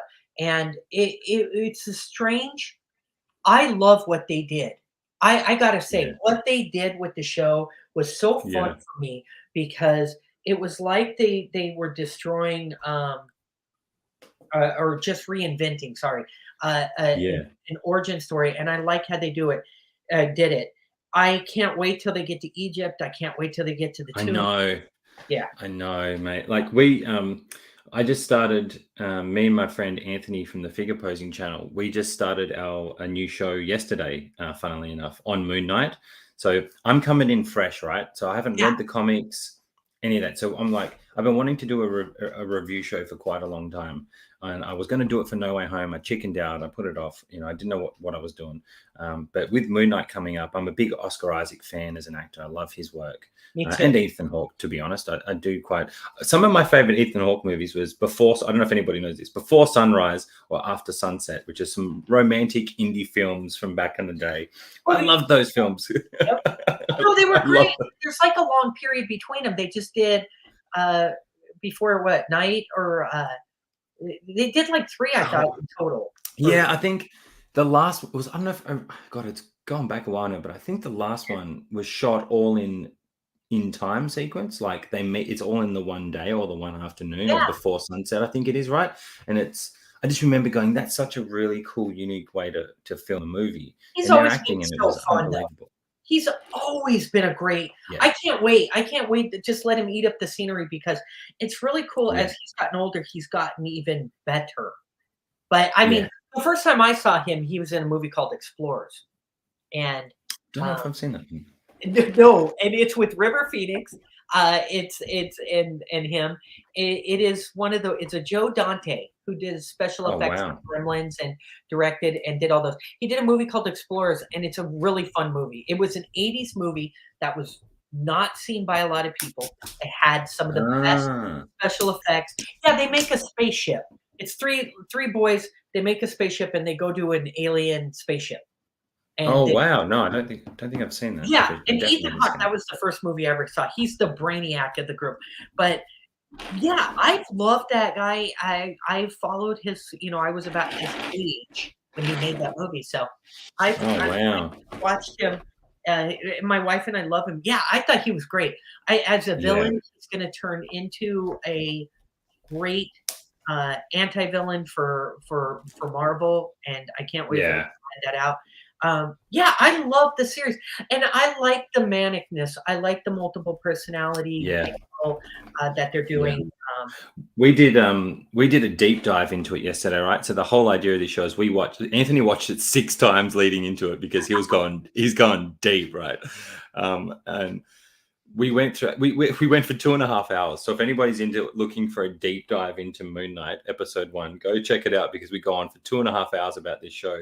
We bring up slides from the start to the finish and like touch on points, but we were finding things, right? I don't know if you noticed this, and I suggest you watch it again if you haven't. It's still blowing my mind. And I apologize for anybody who watched it and is watching this, because I'm about to harp on it about it again.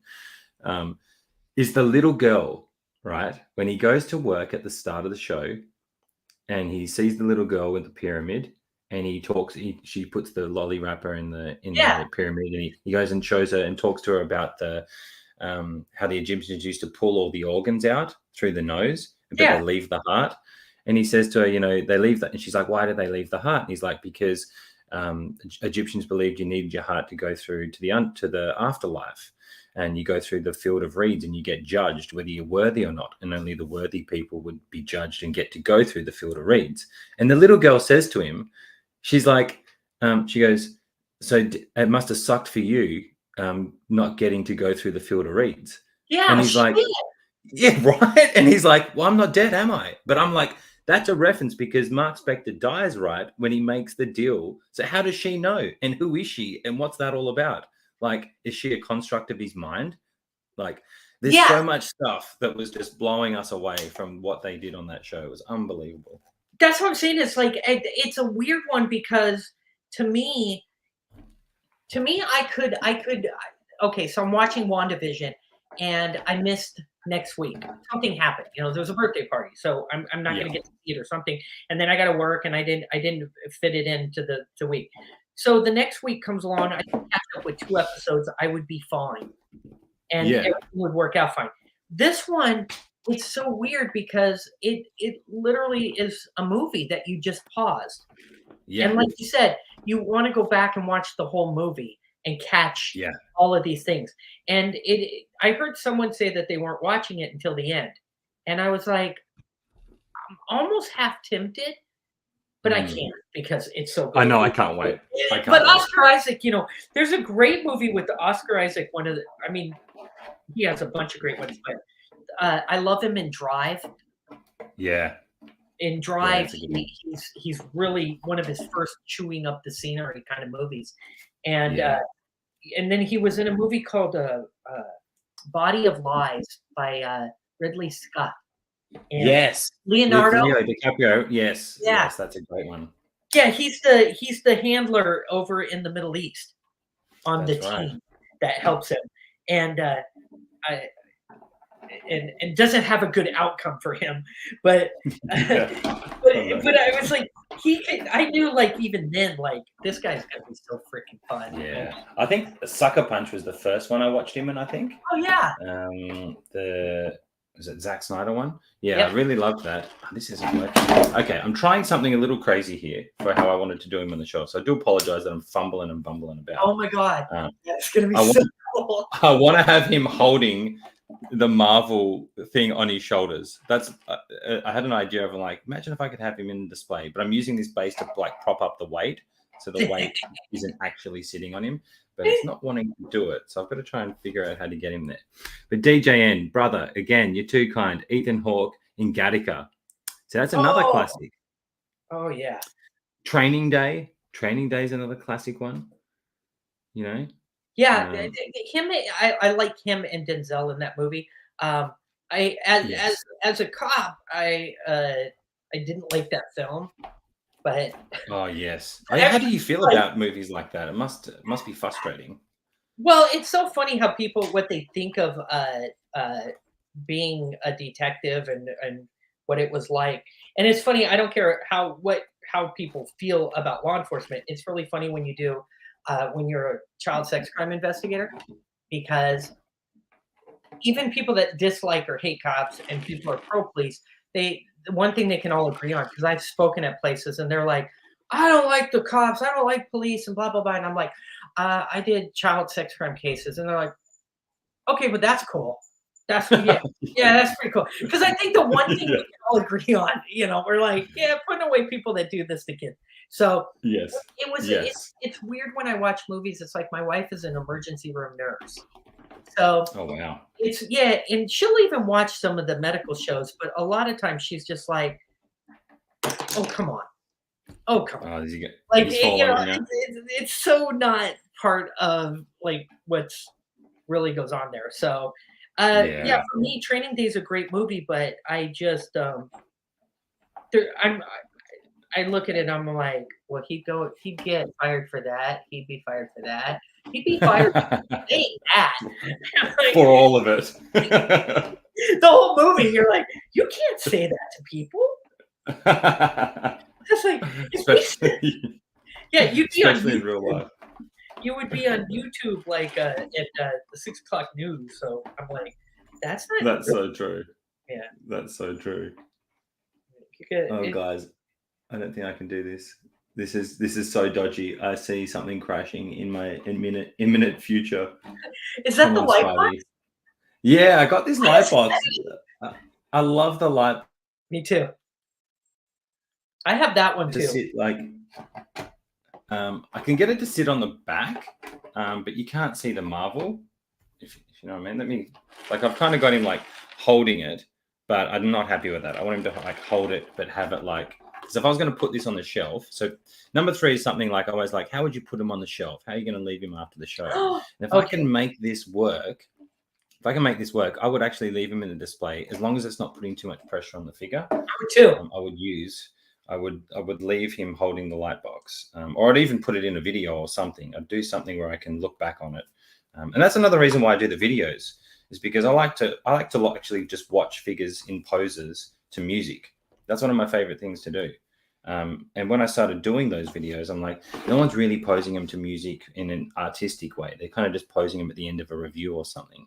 I want to like just sit there and enjoy watching poses. And that's And why I frames was like telling that. you earlier, though. That's how I felt like your stuff is almost like, when say it's like music videos, it's like an art form because you can kind of just I can stare at the Aquaman one really got me because I was like every time I've seen that rotate around, I see something Yeah. new.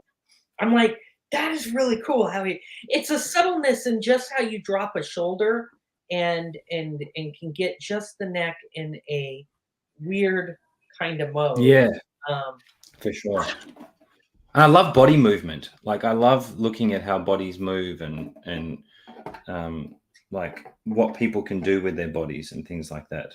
I really do like that type of stuff. And I think that's another reason why I like posing figures, because I like to try and see how realistic you can get them to look. So he's yes. holding it, but he's just not holding it very well. Well, and I gotta say, I've done this like 6 times. His arm isn't long enough for this one. What I really we go back to what we talked at the beginning, like when I bought the sideshow figures, the thing I hated about it was I always had like an image of what I wanted a pose for that figure to do, Mm-hmm. but they either came from the factory already loose, so you couldn't do anything. And Yeah. the stands were horrible. The bodies couldn't hold a pose, and the articulation. So you would get something just right, and the hip would be, it would just hold so weird. And Yeah. so I know everyone's talking about like the new Joker Queen Studios, and I can't wait to see. Mm. I understand they're going to nail the sculpt. They're going to do really good on the clothing and the tailoring. I'm real concerned. I want to see how the body is. I want to know Yeah. if they're redesigning their own body, So I'm really excited to see how the bodies shape up. Because to me, especially for the Heath Ledger Joker, he's not a very physical, like dynamic. That's right. He's not dynamic. But But I you think have people are gonna like. That's right. Yeah. You have to be able to maneuver him. Yeah. Like, I am one of those people who have pre-ordered it, Yeah. because I also don't have a Joker, and I've been wanting a Joker, and it does look really great. But I do hope that I can get it to articulate and do the things that I want it to do. Yeah. Um, No, so I'm just more concerned. I know there's going to be a bunch out there, and they wanted like you to pre-order so they could figure out their numbers. But I was just like, I really, for that expense, I want it to be, because for me too, for that much money, because they're going to be expensive, or they are expensive. it's got to be able to hold like in a year or two, too. That's right. I want it to be. Yes, definitely. For like to have it get like, I don't want to get it. I worry about magnets and it's standing on the base with articulation. So that's a question I posed to John when we were on Justin's show. Yeah. So I got to be on that to interview him. Like, how are the magnets? Like, how's it going to go with posing? I'm crazy like this. I reached out to Queen Studio. I'm like, hey, if you need someone to do a posing video and to test it out, I'll do it. If you just want to give me one, I'll definitely do it for you. I'll definitely do it for you guys. And they're like, thanks, we'll be doing something soon. I'm like, oh, okay. Well, yeah, but you know what though, and they will. I have a feeling like with especially Yeah, with skills and stuff, they will be they're doing that. It's really strange for me because there's been a lot of companies. I know this is a high end, but there's been a lot of custom companies that have done really beautiful figures over time. Yeah, of course. It's just, I don't know. I don't jump on bandwagons yet, and I'll still be able to get the figure. Plus, I already have the Hot Toy Joker, Ledger Joker. So I'm like, it's hard for me to want two of those. Yeah, and Hot Toys are going to do another one. They're doing it. They're gearing up for it with all the figures they've been releasing. They've done Catwoman, the Batpod. They're doing a quarter scale, like, and the DX. What was it? DX19. They're definitely going to do another Joker, without a doubt. Without a doubt.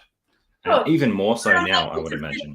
Because they're between the statue, they're between Hot Toy. They're going to be a great one. But I just that's right. I am, after 20 plus years of six scaling, I love the Hot Toys. I am a super fan of the Hot Toys. I like them. I mean, I might pick up one or two. Like, I'm more deciding, like, I don't have the Batman pre-ordered. Yeah. Because I've heard, they're going to be doing a version. That one I might get from them. It would be the only one I would have. So yeah, I want to get that. And the sculpt, I don't know if you've seen the picture that they've done of the painted sculpt. That looks really good. Oh, the hair looks perfect. So I have the SL custom coming. It's in the mail right now. Nice. Yeah, and because I like that the Pattinson's outfit in I didn't at first, but watching the film made me like it. Yeah. It's crazy how like watching the film can change your perception on how you feel about something. It's one of those things I'm like, nah, don't like the suit. BVS Batman suit's my favorite. That's what's up. I come out of this movie going, wow, I can't wait to get this figure. Yeah. When I saw it like a year ago, I was like, the car looks janky. It's a motorcycle. Okay, fine. I ride a motorcycle. That just looked like a motorcycle. I was like, it looks like a cosplay. It's not going to be. While I'm watching the movie, I'm like, this is my favorite Batman ever. So many people had that, I bet you. So many people. I never saw the Twilight films, and then I saw him in a movie about saving his brother in like a 24-hour period. Like an independent movie he did.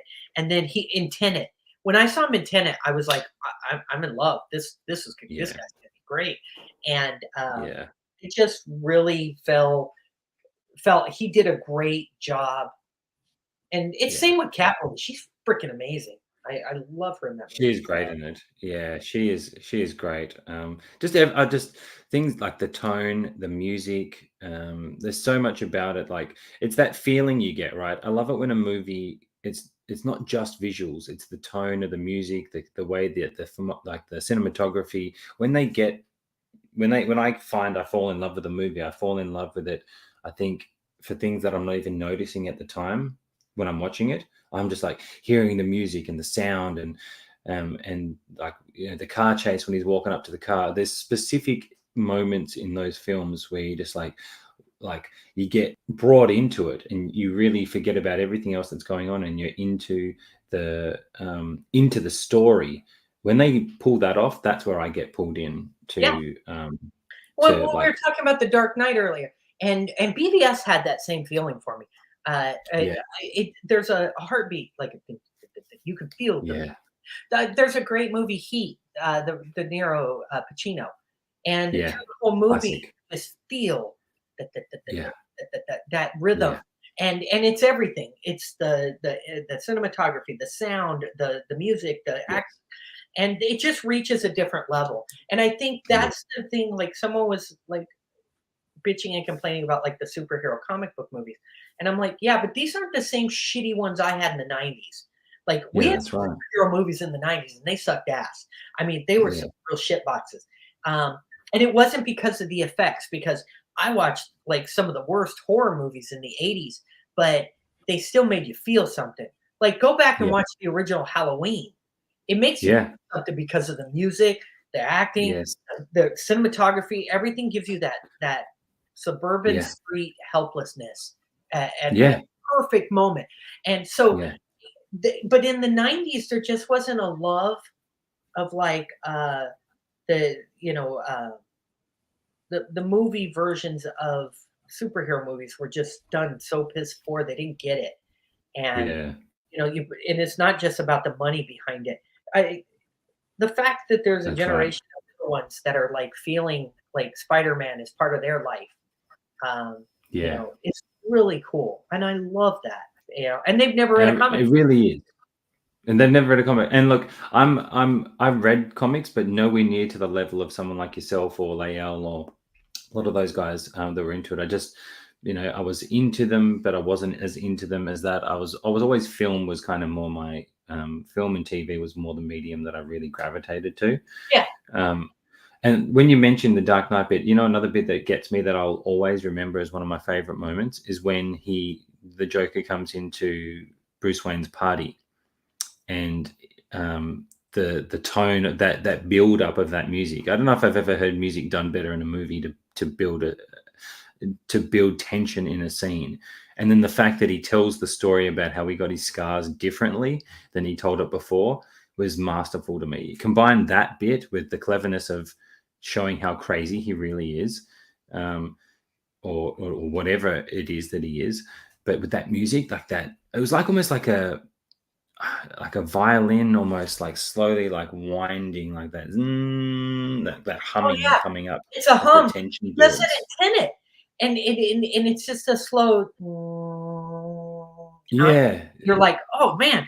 But that's what I'm saying is it creates your heartbeat. It creates the yeah, tension by just the pulsating of it, and yeah. the only other movie the first time I ever saw someone really do it well like that, was The Dark Knight, but then, the movie Drive. The Yes, first 20, like, 3 minutes of Drive. It's yeah, But they do it with a clock, yeah, and it's at yeah, yeah, and you're just yeah. like, you're in the rhythm, and by It the gets you into yeah, yeah, it. and by the time you're done, you're like, "That was 25 freaking minutes." Yeah, We're not even yeah, into the movie yet? yeah. And what got me about Moon Knight is the trailer. I feel like the song they used for the trailer gave me those same type of feels, like that, the tick tick, the like that sound that comes in. I think people don't realize how effective good music in a film is. Another Christopher Nolan one that I'll touch on was Interstellar. I don't know if you like that one, I but I love love that. that one too. Yeah, The music in that film, I could listen to that soundtrack just on its own, like driving. I love all the music from that film. I can hit there Um, are certain notes that I can hear from that movie that make you wanna bawl. I don't yes, I don't even right? have a daughter, and I know the one notes, the her Yeah, and I can hear those, and I'm like, "I wanna cry yeah. 'cause it I was tell my wife Lani, like, that's one of the movies I'll always cry in, just thinking about leaving his daughter, oh, not getting to, like, missing out on her life, like, and the build up of that, of whatever that instrument is in those songs, like, it's like a it cello or just something yeah, like, and you're oh just man, like, we saw that in the cinema, mate, and that was yeah, the sound was just unbelievable. I love that Um, movie. The only thing I miss is I didn't get to see that in, IMAX. I saw it in theater, but I didn't see it in mm, IMAX, and, would have I been wish great I in had IMAX. because I love that movie. It's still one of those movies I had to watch, like, 6 times to go, okay, Yeah, because I don't have a yeah, physics degree, so I'm like, yeah, that's Christopher Nolan for you. exactly. Yeah, but I remember seeing Memento, and I was just like, I hate you and love you at the same moment. I Yes. I'm gonna have to watch this like 12 times to figure out the Yes, you could that's literally do a Nolan, just a Nolan verse of movies. When we're forgetting one of my favorite movies of all time. I actually bought I think I can see it from here. Where is it? I've got the box set of the Leo one. Oh, why am I forgetting the name? It's one of my favorite movies. oh, Um, uh, I'm losing it. Christopher Nolan, Leo, when they go into dreams. Why am I forgetting? It's oh, Joseph Gordon, Inception. Joseph Inception. Inception, Yes, Inception. Yes, thanks, yes, Tony. Yeah, yes. yeah, Inception. Like that film is still to this day one of my And we were favorite talking about the movies. pulse. He does it in the last like 20 minutes or 25 minutes of that movie. Yeah, in the He drop. goes down to Yeah, the fourth level. It's yeah, like yeah, and then you yeah, and then each one has a different yeah, and each way he drops into the dream. And then he just mm, like, boom, no more pulse. yeah. The effectiveness of music is just unbelievable. And go back to Spider-Man to tie it into what we're talking about. Spider-Man No Way Home, when May has her unfortunate event, that music as well, that was a great choice of because it's still a Spider-Man theme, right? It's still part of the theme that they've used in the film, but they've arranged it in a way, like the way they arranged it and the way they had him standing in the rain and the J. Jonah Jameson's speech with that, I just feel like was masterful because you've had this real emotional event, you've seen her pass, and then they hit you with this song, which is a new arrangement of the Spidey theme, the slow motion of the rain, him standing there, like, and the comments that J. Jamison is making, you could feel just be ripping him apart even more. Saying that calamity and violence ensues everywhere he goes. I feel like that's the catalyst to at the end where he's like, I've got to leave everybody alone. Like that minute, like we bawled our eyes out in that part. Yeah. But I put it down to the music too. The music. Because before she says anything or before anything happened, when you know it Yeah.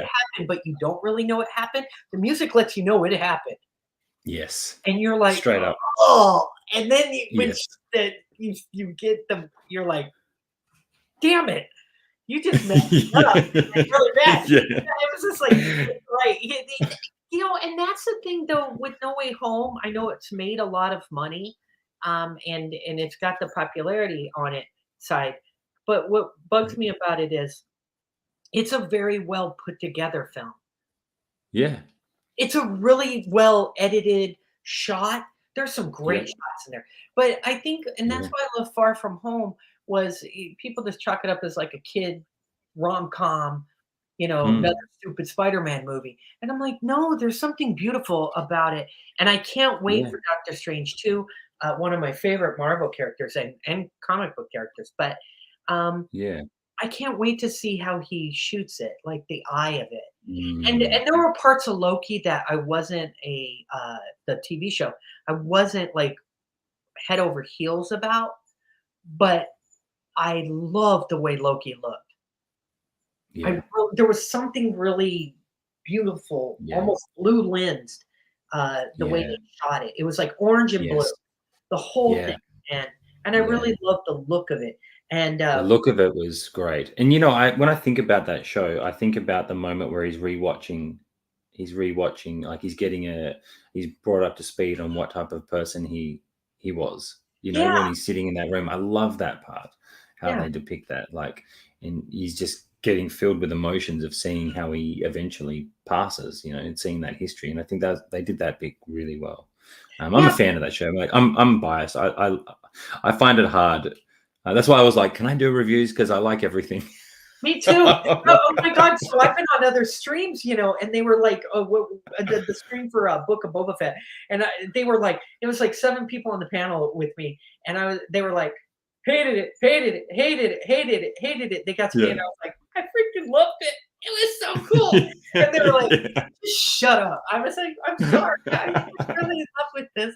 No, I'm with you. I mean, I can find stuff like that I don't like about everything. I mean, Yeah. even the Wanda, there was things I would have made different choices, but at the end of the day, the fact that I'm sitting at home and I am watching a freaking WandaVision. I mean, I dreamed of that, with my comic books, years ago. Yeah. I will never get pissed. I don't care if it's like the shittiest thing. I mean, it's the fact that we're watching a WandaVision. Two characters, by Yeah. the way, I have the comic book. When I was talking about that crappy bundle, that they were in that Yeah. crappy like nobody cared about the West. I'm a West Coast Avenger Alpha Flight.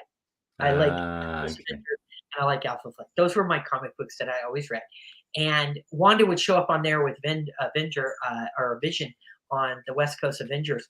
And but these were not characters that people like were gaga over. These were not characters that in the 80s Yeah.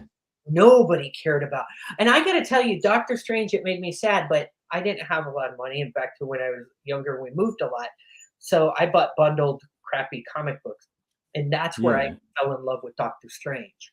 And Wow. my love of Doctor Strange was he was a very basic he was only popular for about 5 minutes in the 70s because they had got out of the atomic age. The superhero age was kind of the Marvel Avenger age was coming around. And then they for a split second he was part of the drug age. He was very Mm. trippy. LSD, trying Yeah. to get the 1969 kids coming that were now into the 70s to try to get people used to it. So he was not a popular comic book, and and then they went right really quickly in the 70s into the Werewolf, Frankenstein, classic Mm. horror comics. You started seeing Morbius. You started seeing all these kind of vampire and Spider-Man Mm. fights Dracula and kind of thing, and that's where Moon Knight appeared for the first time in a comic, and Yeah. he fought werewolves and bats and stuff like that, and till the 80s, and then the 80s became a very we fight Russians and governments and Cold War Mm. kind of thing, and that's where the X-Men kind of started to take off That's because interesting how that you see the trends, the yeah. trends of. So what would you say the trend is now, like with the newer comics? Because I'm not as up to speed on them. Like, what do you think Well, what I think with some of the stuff that I'm reading, like and I see now, um, it's the same problem we had in the later 90s, and it's been about 20 years now. They're trying to get back to it, but they're trying to get these multiverses. Like, how do you get someone Mm. that's seen only the Spider-Man movies, the last three movies, and then the Marvel Avenger series? How do you get them to go into a comic book store and pick up the comic book and like Spider-Man? So Mm. there's been like 16 iterations of origin stories. And, so what I see right now is kind of it's kind of coming to 52 world DC kind of. They're all trying to get to a point where they can restart the storytelling process. And Yeah, and okay. and that's okay though. I mean, because every few years you need to clean out the boxes, kind of deal. And I like Mm. that they're redoing it. The problem is for your money, it's really hard to pay $3.99 or $4.99 for a book, uh, each biweekly or bi-monthly. So I see a lot more people buying volumes, and I'm included. I might buy the Yeah. first issue of a comic if it kind of catches me, and then I will wait till they get to issue 6 and then get a volume. And Yeah, for okay. the cost, because I mean, you're spending as I'm sitting here with like a $250 toy. Shh, don't tell anybody. But the thing is, it's really hard to go to the store every Wednesday and do comic day Mm. and drop 35, $40 on something that is only 11 pages. Yeah, And you're and that's like, fair enough. yeah. So you're just like, and I love to support the artists and stuff. So it's interesting for me. I like how you said like with film. I like to see like when the economy is really good and things are going kind of well. You will see more of the uh, and you would think this is reversed, but it's not. You will see more of the science fiction, and you'll see more of those fantasy art kind of movies. When Mm. we're in wars and like gas prices, economy, or whatever, you see a lot more horror and Mm. different type of fantasy. Because in the 80s, with the Cold War stuff that was going on with the Soviet Union, you saw like My Bloody Valentine. There was all these kind of really slasher. That's when you got the first, kind of slasher films and the Nightmares on Elm Yeah. Streets and Jasons and I Halloweens. remember those.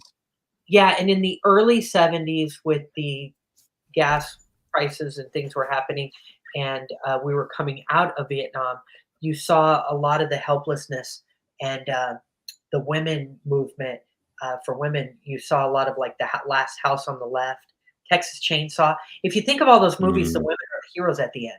They kill yeah. the faceless man that's doing horrible stuff, and Yeah, you're right. so there's like this cyclical how politics and how our movies and stuff structure. Um, Yeah, it's so interesting. but the thing is that Marvel does so well is if you give us quality stuff, and Disney and them are giving us really quality, big name Mm, actors, really good material.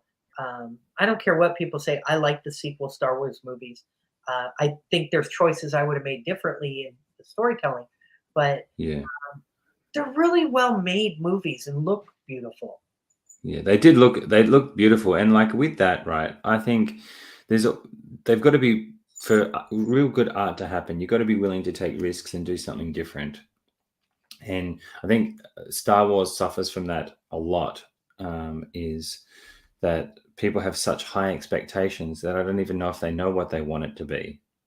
Yeah, You know what I mean? Like, that they know they want it to be something magical and recapture what happened before, but whilst it might not be recapturing what you experienced with the first ones, it might be for a new fan who's come in and knows this as their original Star Wars, or knows this as their first main Star Wars. That could be that for them. It's all perspective, I think, and expectations can be a killer, right? Like, I remember when I first started getting back into the films and stuff and watching Iron Man and that, I remember friends saying to me, they'll fizzle out. Superhero movies will fizzle out. They'll be hot for a minute and then they'll fizzle out. They're just getting stronger. yeah. Like, and that's a credit to Marvel, in a sense, more so Marvel than what DC have been able to do, Well, and unfortunately. Marvel has the West Coast Avenger. They have Alpha Flight, like I've said. They have, Mm, they have and DC does too. But like, the bigger problem is Marvel early on was able to take Kevin, and he was able to shepherd kind of a vision. You might not agree with yeah, his vision all the time, but he had a vision. Warner yeah, Brothers makes the DC movies by roundtable. yeah, And it's basically they make the movies really when they handed it to Snyder, that was fine. It was working. It might not be what you mm, like, but he was creating this universe that you could that's go, right. okay, this will be fun to play in and watch. Yeah, And but you can tell they make movies by committee and it doesn't yeah, work. It won't work. It's why Black Adam, I don't care how great it is, it's not going to mhm, be, it sucks because I already know in my gut that mm, it isn't going to be.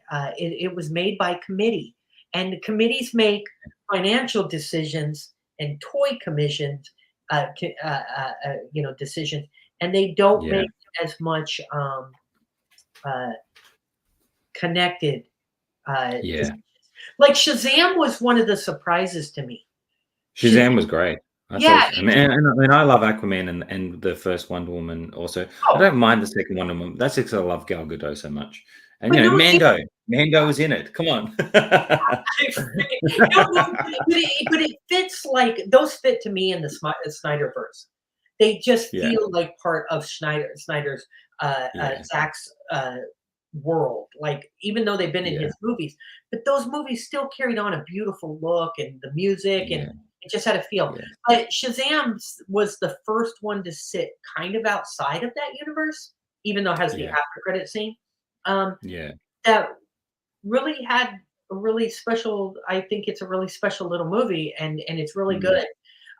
But Black Adam, like, they're already making stupid decisions because of, um cuts and different edits and things and yeah, yeah, and I hate that because there's at least Marvel has a singular vision of giving you yeah, a certain quality, and yeah. And Warner I'm Brothers. hoping with Black Adam, like, sorry to cut you off, but I was gonna say with Black Adam, I hope that they don't make it a rock movie. where he's doing his catchphrases or his Well, they jokes already or moved his it out of Egypt. They made it some because they didn't wanna film it in Egypt or even the yeah, insinuation of filming it in Egypt. Unlike mm, Moon Knight just decided, "Yeah, we're gonna stick to that." And yeah, but they decided to move it into a fake universe. They created a new country. They mm, created it's all fake now. Or I mm, mean, it's all fake anyway. But I mean, but they yeah, created a new country and a whole place that's supposedly happening in. And I really was like, that sucks because I'm with you. I don't want it to be a rock movie. I just fit it mm, into that universe somehow. Um, yeah, but yeah, it that's the disappointment I have with DC because I would have mm, loved to have seen what Ben Affleck could have done in his own Batman. yeah. Oh, for sure. Look, I still think Zack Snyder's Justice League is one of the best comic book movies I've ever seen.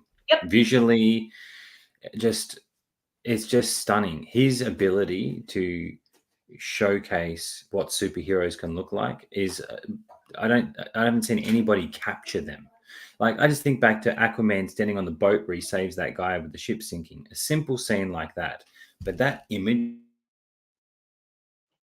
of lightning and the rain and the waves, like there's something about how he films that if you could combine, like if you could get him into Marvel and let him use his visual abilities and storytelling in a Marvel film, I think it'd be unbelievable to see what he could do. Well, he made the best, in my opinion, the best comic book translated to film uh, ever. And he is the only person that literally brought a comic book to life how I imagined Yeah, it.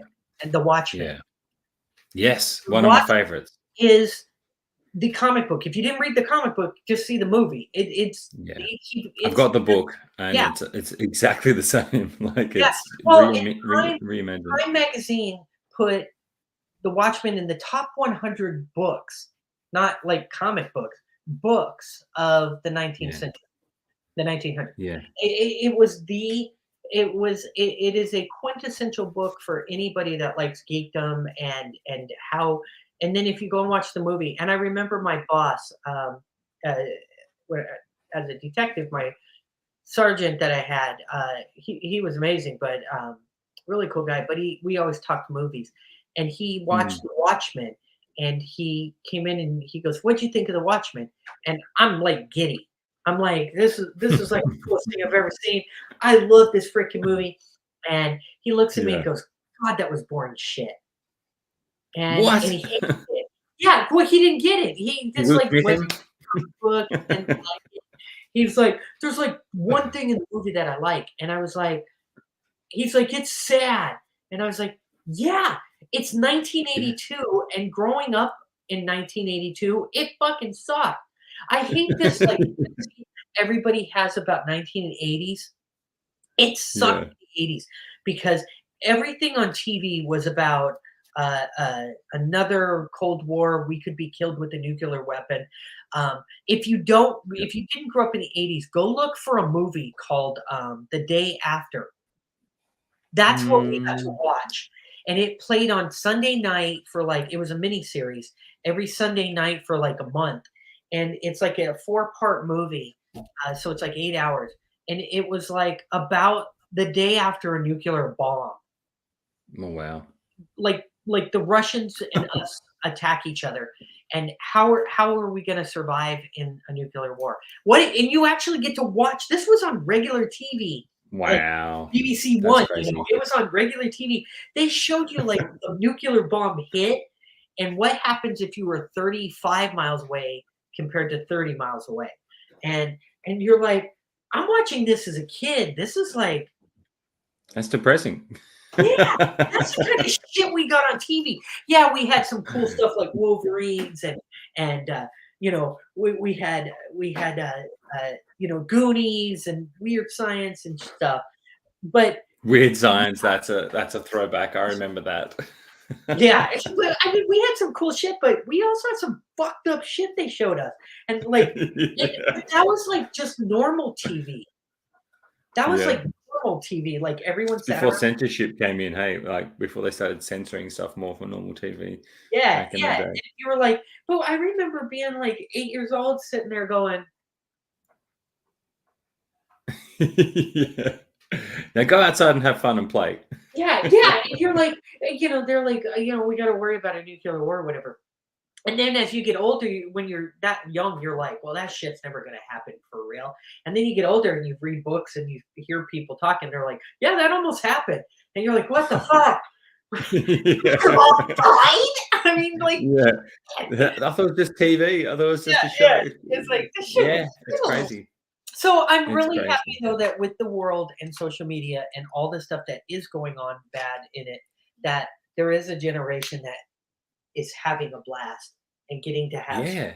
really Yeah. fun entertainment and and allowing us to still have that unregulated youth again that we just I can completely agree, mate. Like for me, it's about like why I love this stuff so much is just being involved in the creative, storytelling. I think human beings we enjoy stories or storytelling or look how many books have been written in the world and how many movies have been made and pictures and artwork. It's all telling a story of some sort.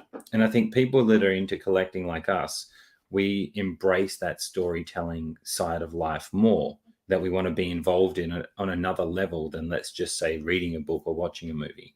But while yeah, we're here, let me just bring up your pose because that looks sick. This is for the shelf, I guess. So this is the last yeah. for the shelf pose. Let's have a So look at him.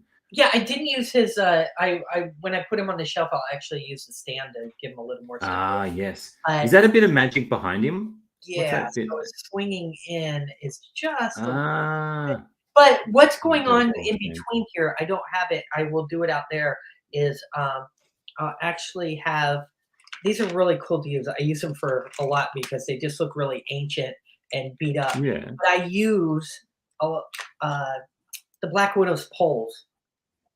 So I Oh, use them really?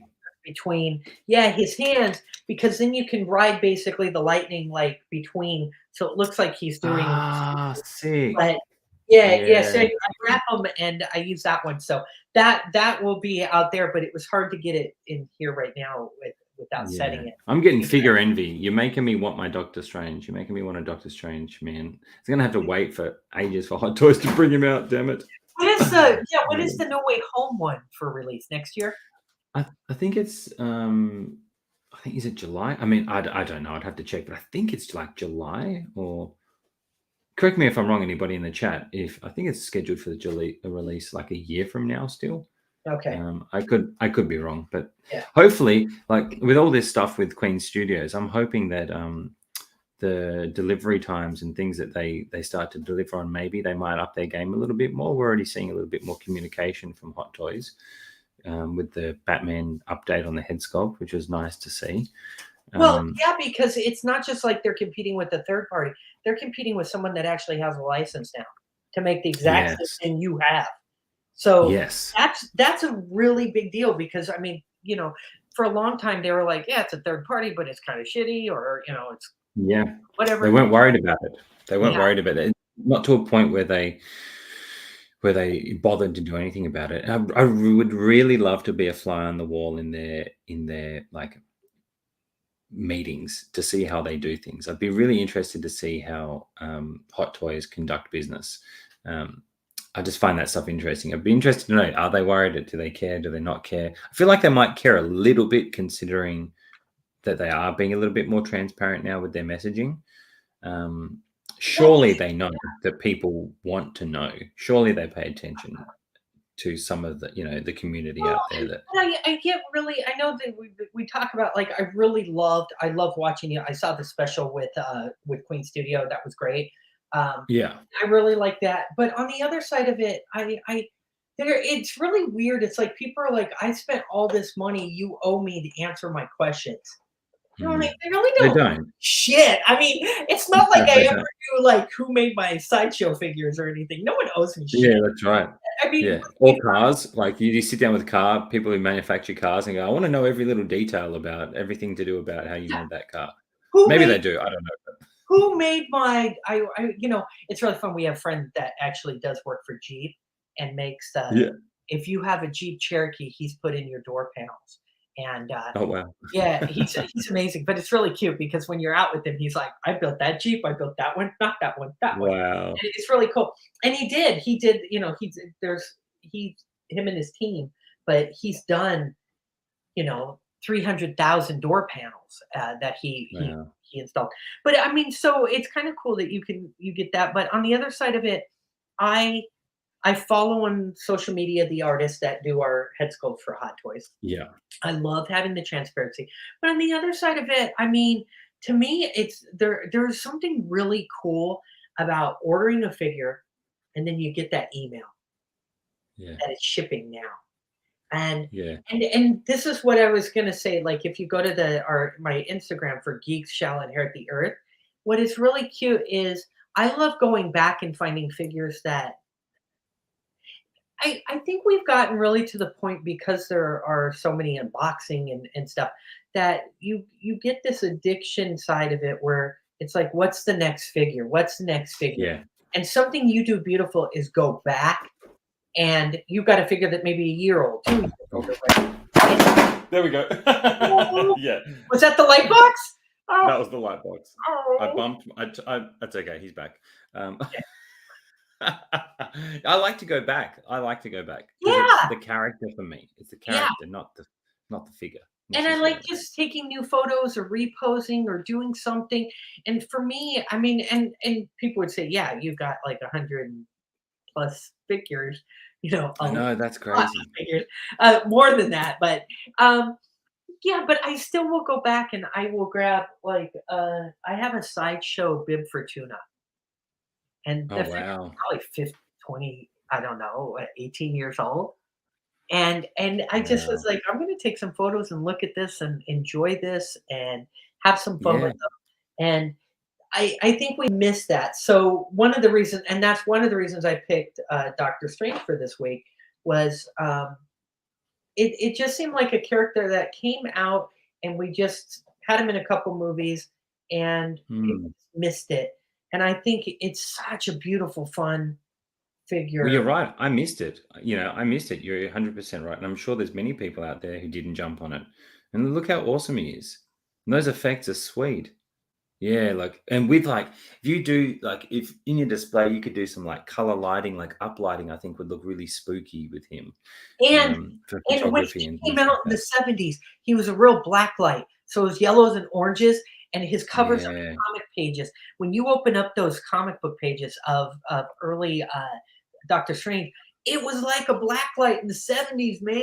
It was cool. yeah, So, yeah, so if you can light those up and get the greens, so I usually do this one, but I like to use, this one, I'll flip yes, and depending on he gets a better grip on the bottom holding it because it doesn't match up, right? yeah, And I'll do the green and the stretch through. And that is cool. yeah, the cape, there are limitations because they didn't wire it hard. I wish they had done a stiffer Mm, wire. But if I knew someone that did really good stitching, I would probably replace that. And I really hate that because yeah, we've got so many great Batman capes and Superman capes. I wish somebody had done a third yeah, party version of this one because yeah. I was going to it's say that I don't really think there is one, is there? I don't think I've no, seen one where no. anyone's done it. Oh, I would have it. I would have 6 of them. I love this figure. It's one of my favorite, Yeah, like I said, the only thing I would think about getting the figure from the new, No Way Home is because I'd wanna cut the boot and do a split cut yeah, and almost go with Clint and then wrap it in ribbon, but do the, Clint, that would be cool. Hawkeye boot because it would work because it's basically just a military, cut boot. Yeah, for sure. That Yeah. is so true. I'm hoping the next one does because I would love to be able to like just some of the angles you can get when you can articulate their angles. Like Spidey, his ankles are so great for that because you can articulate like I think I don't know if I can see it here, but let's hope I don't drop that again because I always say it's not a show unless I've dropped a figure. So Oh, I've oh, officially trust me. dropped. Yep. Someone asked But me that, like "You sell your figures?" And I was like, I don't think I could get what I got for trust yeah. Yeah, the way I pose them up, I ain't getting nothing. yeah, And plus, I've never sold a figure actually. I've always just like me neither. for me, I keep what I buy because I buy it for a reason. Oh, no, I did. I sold so it was really cute on one of the BST groups. There was someone that was it was a few years ago. Some guy was asking for the, Boba Fett prototype, the sideshow white one, all white. Oh, And I had him sitting in a box, not in his box because I don't keep the boxes. So I'd thrown the box away years ago. But I had the figure yeah, wrapped up, bubble wrapped, and everything. And he was like, he said, and I only have like whatever, like 250 or something to pay for yeah, it. And he was like, and then people were laughing at him. And he goes, you know, and no one was nice. They were being like really yeah. dicks to him. And A I lot came of on there and I mean. said, I PM'd you. And actually, yeah, I PM'd you. And I sent him a message and I did a live video for him so he could see Oh the wow. figure and everything. And I told him, I said, the honesty is it's a sideshow body, so it's looser than shit. They just get loose over time. I said, Yeah, this was literally posed for maybe 2 months. And I despised it was too heavy and his arms would just slide down. The sideshow that's the body, it would thing. need to be upgraded and everything. But I showed it to him and everything, but it was mint condition, other than it having Yeah, a sideshow body. And I said, he goes, "How much do you want to sell it for?" And I said, "I don't know, how about 150?" And he was like, yeah. "Are you shitting me?" And I was like, "No." And then he went back in the group. I sent it to him, and it was really cool. He's happy. And then he was like, "Hey, everyone that's Nice. laughing at me, I got it." And everyone was like, "Bullshit." And I was like, I Yeah, came on, and I was like, "No." And he actually got it for 150, fuckers, because I yeah, I make somebody happy for something yeah, that's sitting in a fucking box. I hate these yeah, like people like I'm holding out until I can sell it for 800. Why? yeah, Who gives a yeah. shit? You can make And some. why? What are you collecting it for? What are you Yeah, collecting it for? Like, I are love you collecting because you love it, or because you want to make money off it? when you asked me to be on the show, I was like, "Oh, hell yeah," because you're one of the few people like me who actually pose them. I'm like, Yeah, I could get it out there, make it move, make it do shit. yeah, Why did I buy this? I spent a lot of money. I didn't want a statue. I mean, I want this yeah, shit to move or what, to a limit. I don't want to break it, but on the other side of it, I mean, yeah. I bought it. Well, everything in life, we're not taking it to the grave with us, are we? You know what I mean? Like everything in life No, and the degrades. next I want to people get that the are gonna enjoyment out of it. the fucking next person that gets it in my will is just gonna sell it off anyway. A few pieces might, but yeah, I'm not taking it with me. I'm enjoying this, and that Yeah, is what I can leave with a lot of the younger collectors is there's a great saying that I live by, and it's buy a ticket, take the ride. And that's you, cool. yeah, and you bought the ticket. You're already in the amusement park, man. Get on the freaking ride, and That's and so true. and that's just it. I mean, and someone was saying that yesterday. Who do you guys keep your stuff in a box? It's like no, Mm, no. You take it out, you play with it, you have fun with it. I mean, that was the whole point of this. Um, yeah, and by that's the how way, I feel. most of these will be worth still a lot of money after you've played with them, and you For sure. most likely will always get your money back. I mean, Yeah, so just enjoy it. And I say enjoy it. Like for me, I'm completely like that, mate. I want to get the enjoyment out of having it. Um, oh wait, I've just seen someone pop in. Gigi, what she's saying? That's so sweet. Makes me want to give away Marco's collectibles. Maybe, maybe don't give away his collectibles. Maybe ask him first. yeah, Or yeah, come on, give away that Wonder Woman as that's punishment for actually a getting felony. the big wings.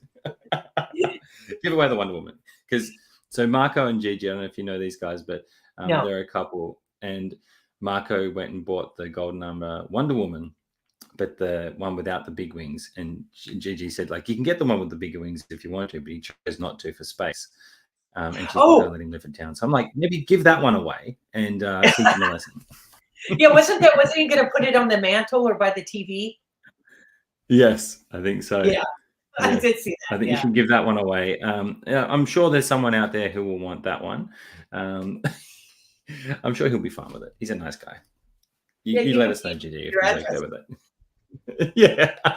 Anybody in the chat, if you're after a golden arm to Wonder Woman, let's get it done. Let's make it happen today. Oh, this but, is for, so cool. but Yeah, for it's me, like I say to probably my daughter, oh, sorry. No, I didn't keep up with the chat, so I don't have. Yeah, I'm just catching up with some of them. So Oh yes, I know. I always try my best to get. I need to get the mouse so I don't have to like reach forward all the time. It makes it easier to highlight people's comments and stuff. But mate, I've had a great time today. I've really enjoyed. I could talk to you. Look, honestly, I would keep you all day, if I could, because I still feel like we've got so much to flesh out about collecting and movies, and this is the stuff I love to talk about. But I got my little one looking at me over there, like, "Where's yeah, my breakfast?" it is. It Daddy's is coming. tomorrow is our 30th anniversary married. We were married on April 3rd, Wow. 1992. So tomorrow, Congratulations. thank you. So tonight we are going to dinner after the show. So I'm here. Yeah. Oh, nice. Where are you going? Are you going somewhere special? Like, where are you going? Yeah, an Italian Brooklyn tutor, little place that we're gonna go to, and Wow. yeah, it's we both love Italian food, and Yeah. we a very special little dinner for us and stuff. The problem with here is it's what you were saying. We're almost still in between, like it's open but not open. Hmm. So like the world. So this restaurant is really sweet, really nice, great reviews, but you have to sit in the parking lot in a tent. It's Oh, really? yeah, Oh, they got a tent wow. they might be in the building now. I don't know because it's like every other day. It's like mask mandates are on or off and stuff. So Yeah. um, yeah, it should be a really nice little dinner. So our problem is we had this whole plan for this year and what we were going to do. Monday, our house. This is what we had to spend our anniversary money and savings on. We have to have the house repiped, Oh, no. all new piping, plumbing. That's not cheap. Yeah, so That's not Monday through cheap. Thursday, 4 days. There's going to be a crew of like 12 people under our house, repiping Wow. it and making a mess, ripping walls open. Oh, So no. yeah, so she took off for a week, and we were gonna have a nice, like, we were gonna travel, and we had a nice whole thing planned, and, so we're getting pipes for, so Nice. she's so special. Um, she got me the DX14, and Oh, in wow. in the box with the tissue paper still, it was so perfect, and then I got the, Wow. Bespin hot toy Luke. Nice. And but that one was loose but in great condition, so Yeah. it was Wow. beautiful. That's not But bad. That's not a bad gift. Wow. no, I was like That's not 30th bad at is all. pretty freaking great. So Lani, if you're watching, my wife Lani, if you're watching, that's a great gift. Our wedding anniversary is in 17, 15, 6, 15 days. Yeah, 15 yeah, days. yeah, 15 days. I remember 15 days. at 30th it's pearls, so you just so I diamonds and pearls and different things. So Nice. yeah, I say the 30th is a DX14 kind of level Nice. of Yeah, that's pretty good. I'd say that's pretty good. What are we? Oh God, I'm putting myself in it now. Hopefully she's not in the chat. Um, she's gone to the markets, I think, this morning. She has gone to the markets. Yeah, got my little munchkin here to the side. You can come and say hello if you want. It's up to you. Okay.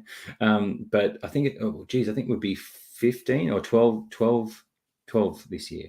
12 years, oh, wow, 11 or 12 years. that's Yeah. pretty cool Yeah. though. So yeah, it's been a while. I've been in Perth for 15. We've been together for 15 years. So yeah, it's probably 12 or We 13 actually after. looked at homes for Perth. We actually, Really? yeah, because a few years ago we were both Uh-oh. little disheartened, but it was one of the places. Yeah, that was one of the places. It's amazing, mate. It is amazing. If you love beaches and really hot weather, it gets quite hot a lot. And she is watching. She just posted in the Oh, chat, there "You're she at the is. market. What are you doing watching at the markets?" I'm going to get in trouble. Oh my God, you're in trouble.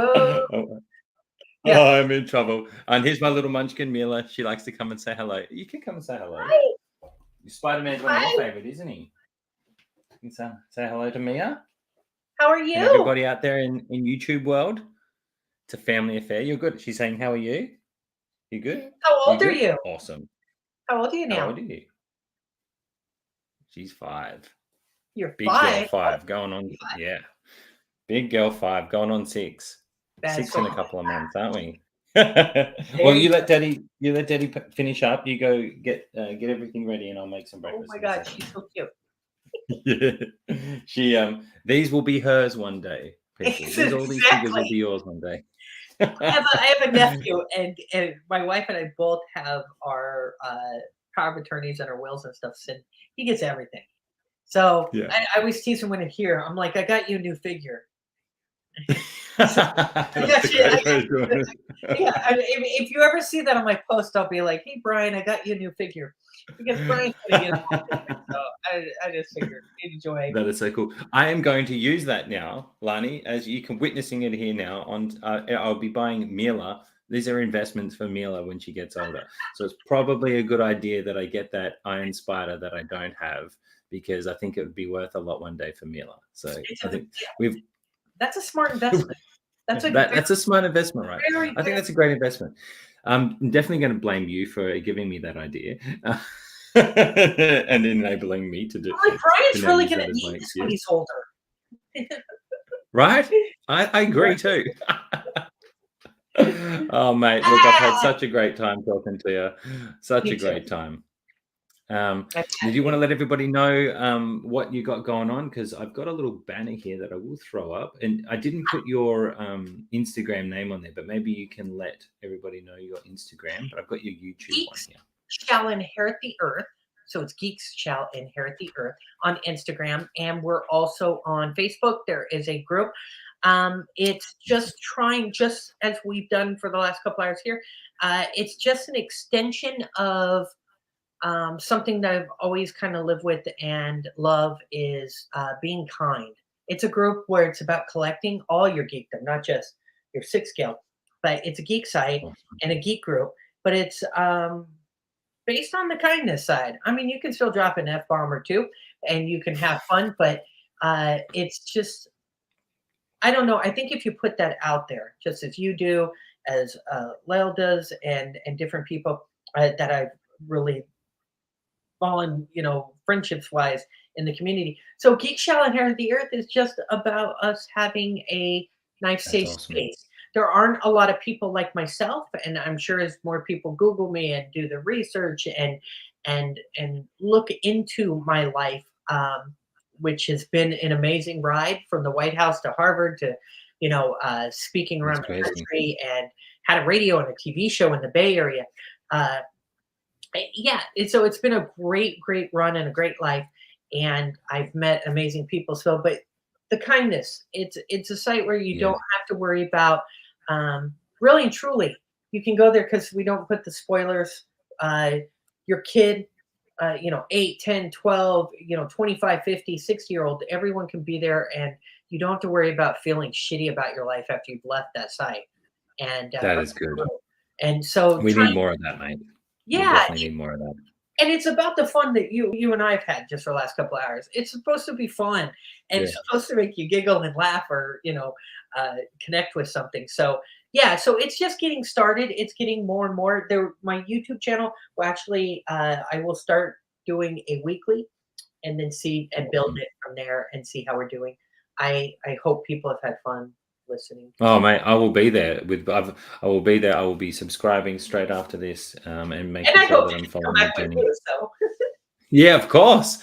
Well, I'm working on some things for down the road where we can do. I want to do more discussions like this and just hang out, like just yeah, hangouts and chat. It really, that's what it is for me. It's a hangout to get to chat, to get to know you. That's why. And just getting to bond with posing. I love bonding and posing with someone. We both dropped a figure today. We've become best friends. It's how posed up works. We test the limits of it the went figure. perfect. That's how it's supposed to.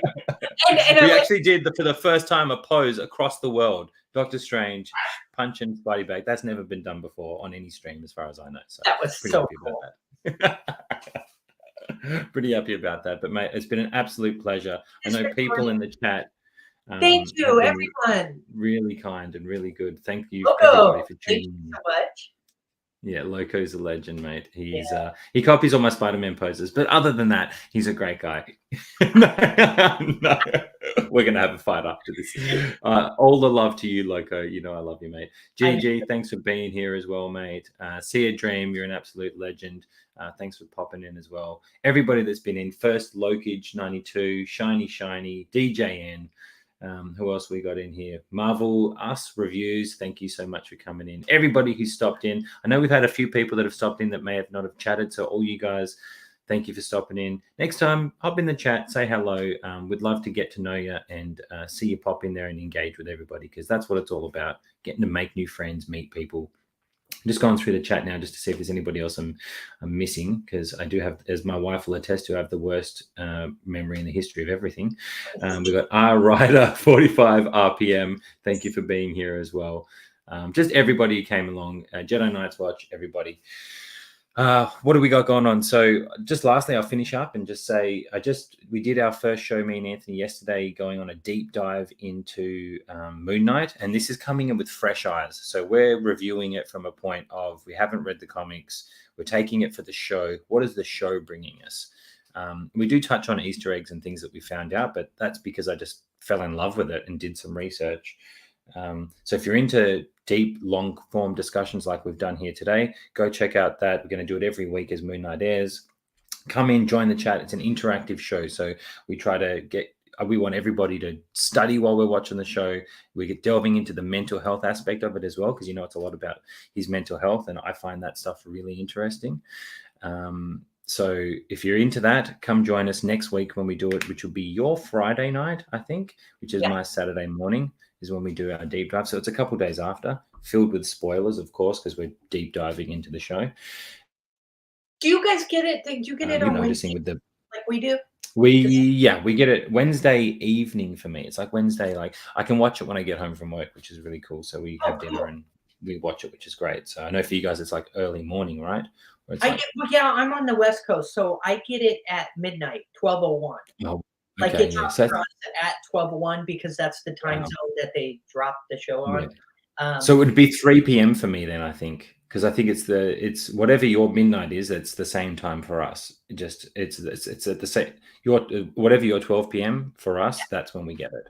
Okay, so that's perfect. Sure. Like, and the West Coast though, they're like 3 a.m, or the East Coast, so they get it like 3 a.m. So they have to watch it at 3:01 a.m. and at least we get it at 12:01 a.m. So that's I can watch it and just go to bed late that night, but I don't know. Oh, geez, it'd be hyped up, wouldn't you? After watching the show, be like, what's happening next? Then you go to bed. No, and you can't talk to anyone about it for 3 days. So you're no. That's what me and Anthony were doing. We're messaging each other back and forth, and we're like, well, actually, I'd love to get you on a guest on one episode, because we're talking about bringing a guest on, because we went for about as long as we've gone today. We went quite long. When I originally pitched it to him, I'm like, let's do about 45 minutes to an hour. We did 2.5 hours. I said to him after, I'm like, oh my God. I just looked at it. I was like, this isn't 24 hours. Oh, wow. So, but you know what, though? It went by really fast for me. So it does for me. Short, it does. Okay. It goes fast for me. And I hope everybody in the chat enjoys it. Oh, we got Renz in as well. What's up, Renz? Thanks for tuning in, brother. See a Dream. Mila, Sia says, nice to meet you. Mila should be happy about that. Mila wants to start her own YouTube channel one day, so I'm going to encourage her with that. She's very creative. Yeah, she's very creative with like everything that she does. So I'm going to embrace that as a parent and help guide her to do what she loves. So we'll see how that goes. Rand also, thanks. I always forget. Thanks everybody if you're here. Hit that like button. It does help the channel. We really appreciate it. But yeah, like other than that, Mia, what have I got next? I got Take Your Position live with Lael tomorrow and Anthony on Anthony's channel, the figure posing channel. So if people want to tune in and see us do some posing, that'll be tomorrow, the same time that we started, I think, a bit half an hour earlier than what we did. And then I should be on Justin's collection after that, if the time zones work, because he's just changed out of daylight savings here. So he's in Melbourne. So he was 3 hours ahead of me. Now he's going to be 2 hours ahead of me. So I don't know how it's going to work with with how our shows work. So I have to talk to him about that.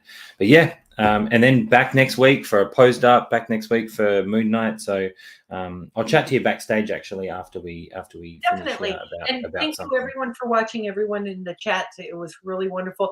And I'll be watching you guys tomorrow. I'll be in the chats for your shows also. So Awesome. I'll be on. Awesome, mate.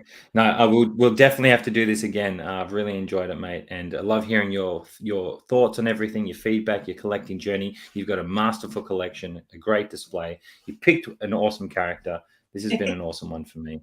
So everybody, until next time, live life, have fun, keep posing, and if I can get this to work on time, we'll be out.